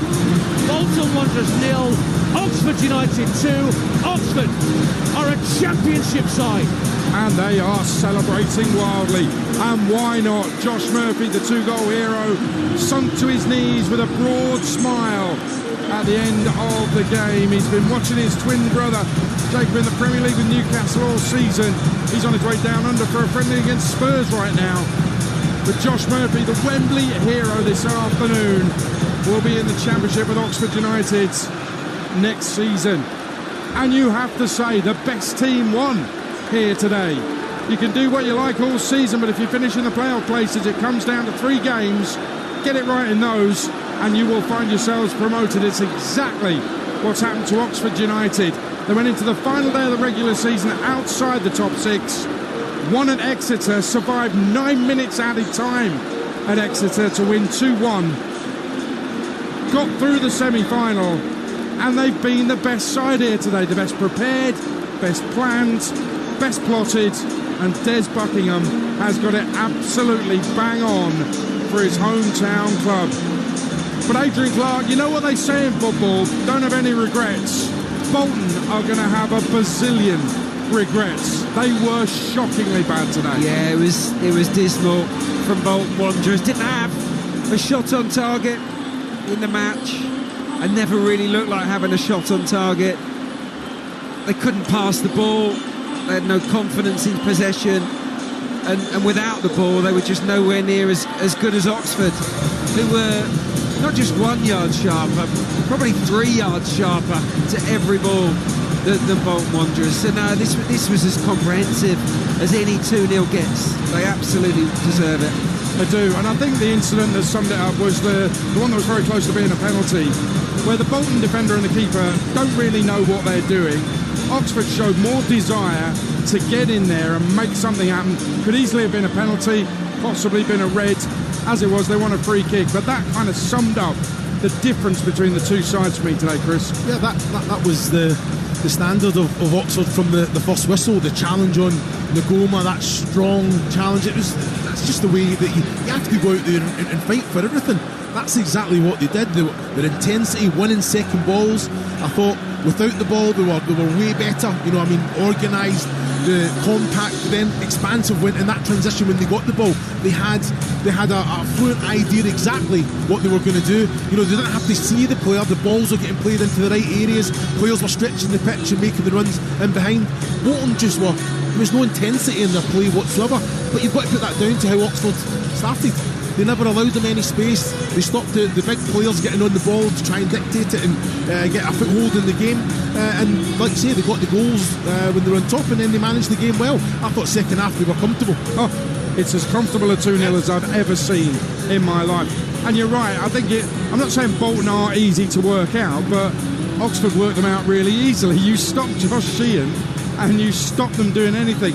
If you have to rely on Ricardo Santos to play the ball out from the back, you're going to be in a bit of trouble, with the greatest of respect. Yeah, and he didn't have a good game, Santos. He was edgy right from the word go. I was disappointed in Sheehan because he didn't work hard enough to get into the game. He just stood behind Mark Harris the entire match, and they couldn't play through. And that stymied them for too long. Then they went long, but at which point they were 2-0 down. They were already chasing the game. So, from a tactical point of view, Oxford absolutely nailed it. But you could see it in the first 10 minutes. One team was assertive and aggressive and hostile. The other one was a little bit tentative, and they weren't quite sure what they were doing. And that team were wearing white shirts. The assertive, hostile ones were Oxford, and they just kept it going and going and going. And even towards the end, the only team that looked like scoring again were Oxford. Bolton Wanderers players have gone round. Most of their fans have left, to be fair, Chris Iwelumo, but tell me, from a player's point of view in that position, they'll come off the field knowing they've worked hard all season. It came down to this. They kind of scraped through the semi-final, scored goals in that, but got to the final and they haven't done themselves justice at all. How long will it take for that to wear off? No, it'll take a long time. I think devastating, isn't it? It's a long period of time, all built up into one game. And like you say, you cannot let the occasion get the better of you, but there's been so much, all the eyes are on. There's nothing that prepares you for these games now, and especially the final. There's nothing that replicates these games, and the players, for whatever reason, came into it big favourites as well, and was nowhere near. There was not. You've seen little flashes, but you know what? With the quality of the goals that Bolton have scored, 120 odd goals. You're expecting attempts on goal, shots on target, making the goalkeeper work, end product, balls coming into the box. There was none of that. It was basically Oxford dictating the tempo with and without the ball. This may seem like a silly thing to say, but we were down pitch side way ahead of kickoff, and Bolton were looking at the pitch more than 2 hours ahead of kickoff. And Moose was down there. He said to Inever, he said, "Has the kickoff time changed?" And he was, we're comfortable, blah blah blah. I'll tell you what, I think they got here too early. I think they had too long to sit in that dressing room thinking about what was going to happen today. Because it may sound a trivial thing, but as a player I used to dislike getting to grounds too early because you could stew on things and things could play on your head. I think they got here too soon today. Oxford didn't come out and look at the pitch for at least half an hour after Bolton. Mate, I talked about this on air because they were very, very early, Bolton, you're right. And Oxford, to me, it seemed like we're a little bit too late, but that's because Bolton were too early. I said at the time, Oxford had basically rocked up, said, there's the pitch, gone back in the dressing room. A pitch is a pitch. Yeah. That's what's there to look at? Danny Mills said at the start, he says, not understand why you get the club suites and the hotels and all that. Try and keep it very, very similar to what the players are used to. Well, Oxford United players have made their way up the steps right past our commentary position. You might be able to hear them singing and dancing and battering the roof right outside our position here at Wembley Stadium, led by the skipper Elliot Moore, the hero in the first leg of the semi-final in the playoffs. Just waiting for them to go up and pick up the League One playoff trophy, that bit of silverware they all craved. But Oxford United have got it. They will be in the Championship next season. They played very well today. They may well have to do a little bit of rebuilding. And maybe, you know what, all clubs at this level have 2 meetings around February time, which is, one is for if we're still in League One, the other is if we're promoted to the Championship. And Oxford United, it is that plan B in the Championship that they are about to execute. Let's see what they've got when they get into the second tier next season. Let's hear them lift the trophy, the playoff trophy, League One. Here's your commentator, Ian Danter. They're making their way up the stairs just to the right of our commentary box here. The Bolton players are being kept outside by Ian Evatt to watch this trophy lift, just to remind them about success and that fine line in these, as Adrian Clarke said it, 1-game seasons that these football seasons appear to be. And Des Buckingham is closest of all to that trophy that's got the yellow and navy ribbons around it. Elliot Moore getting a hug from board members.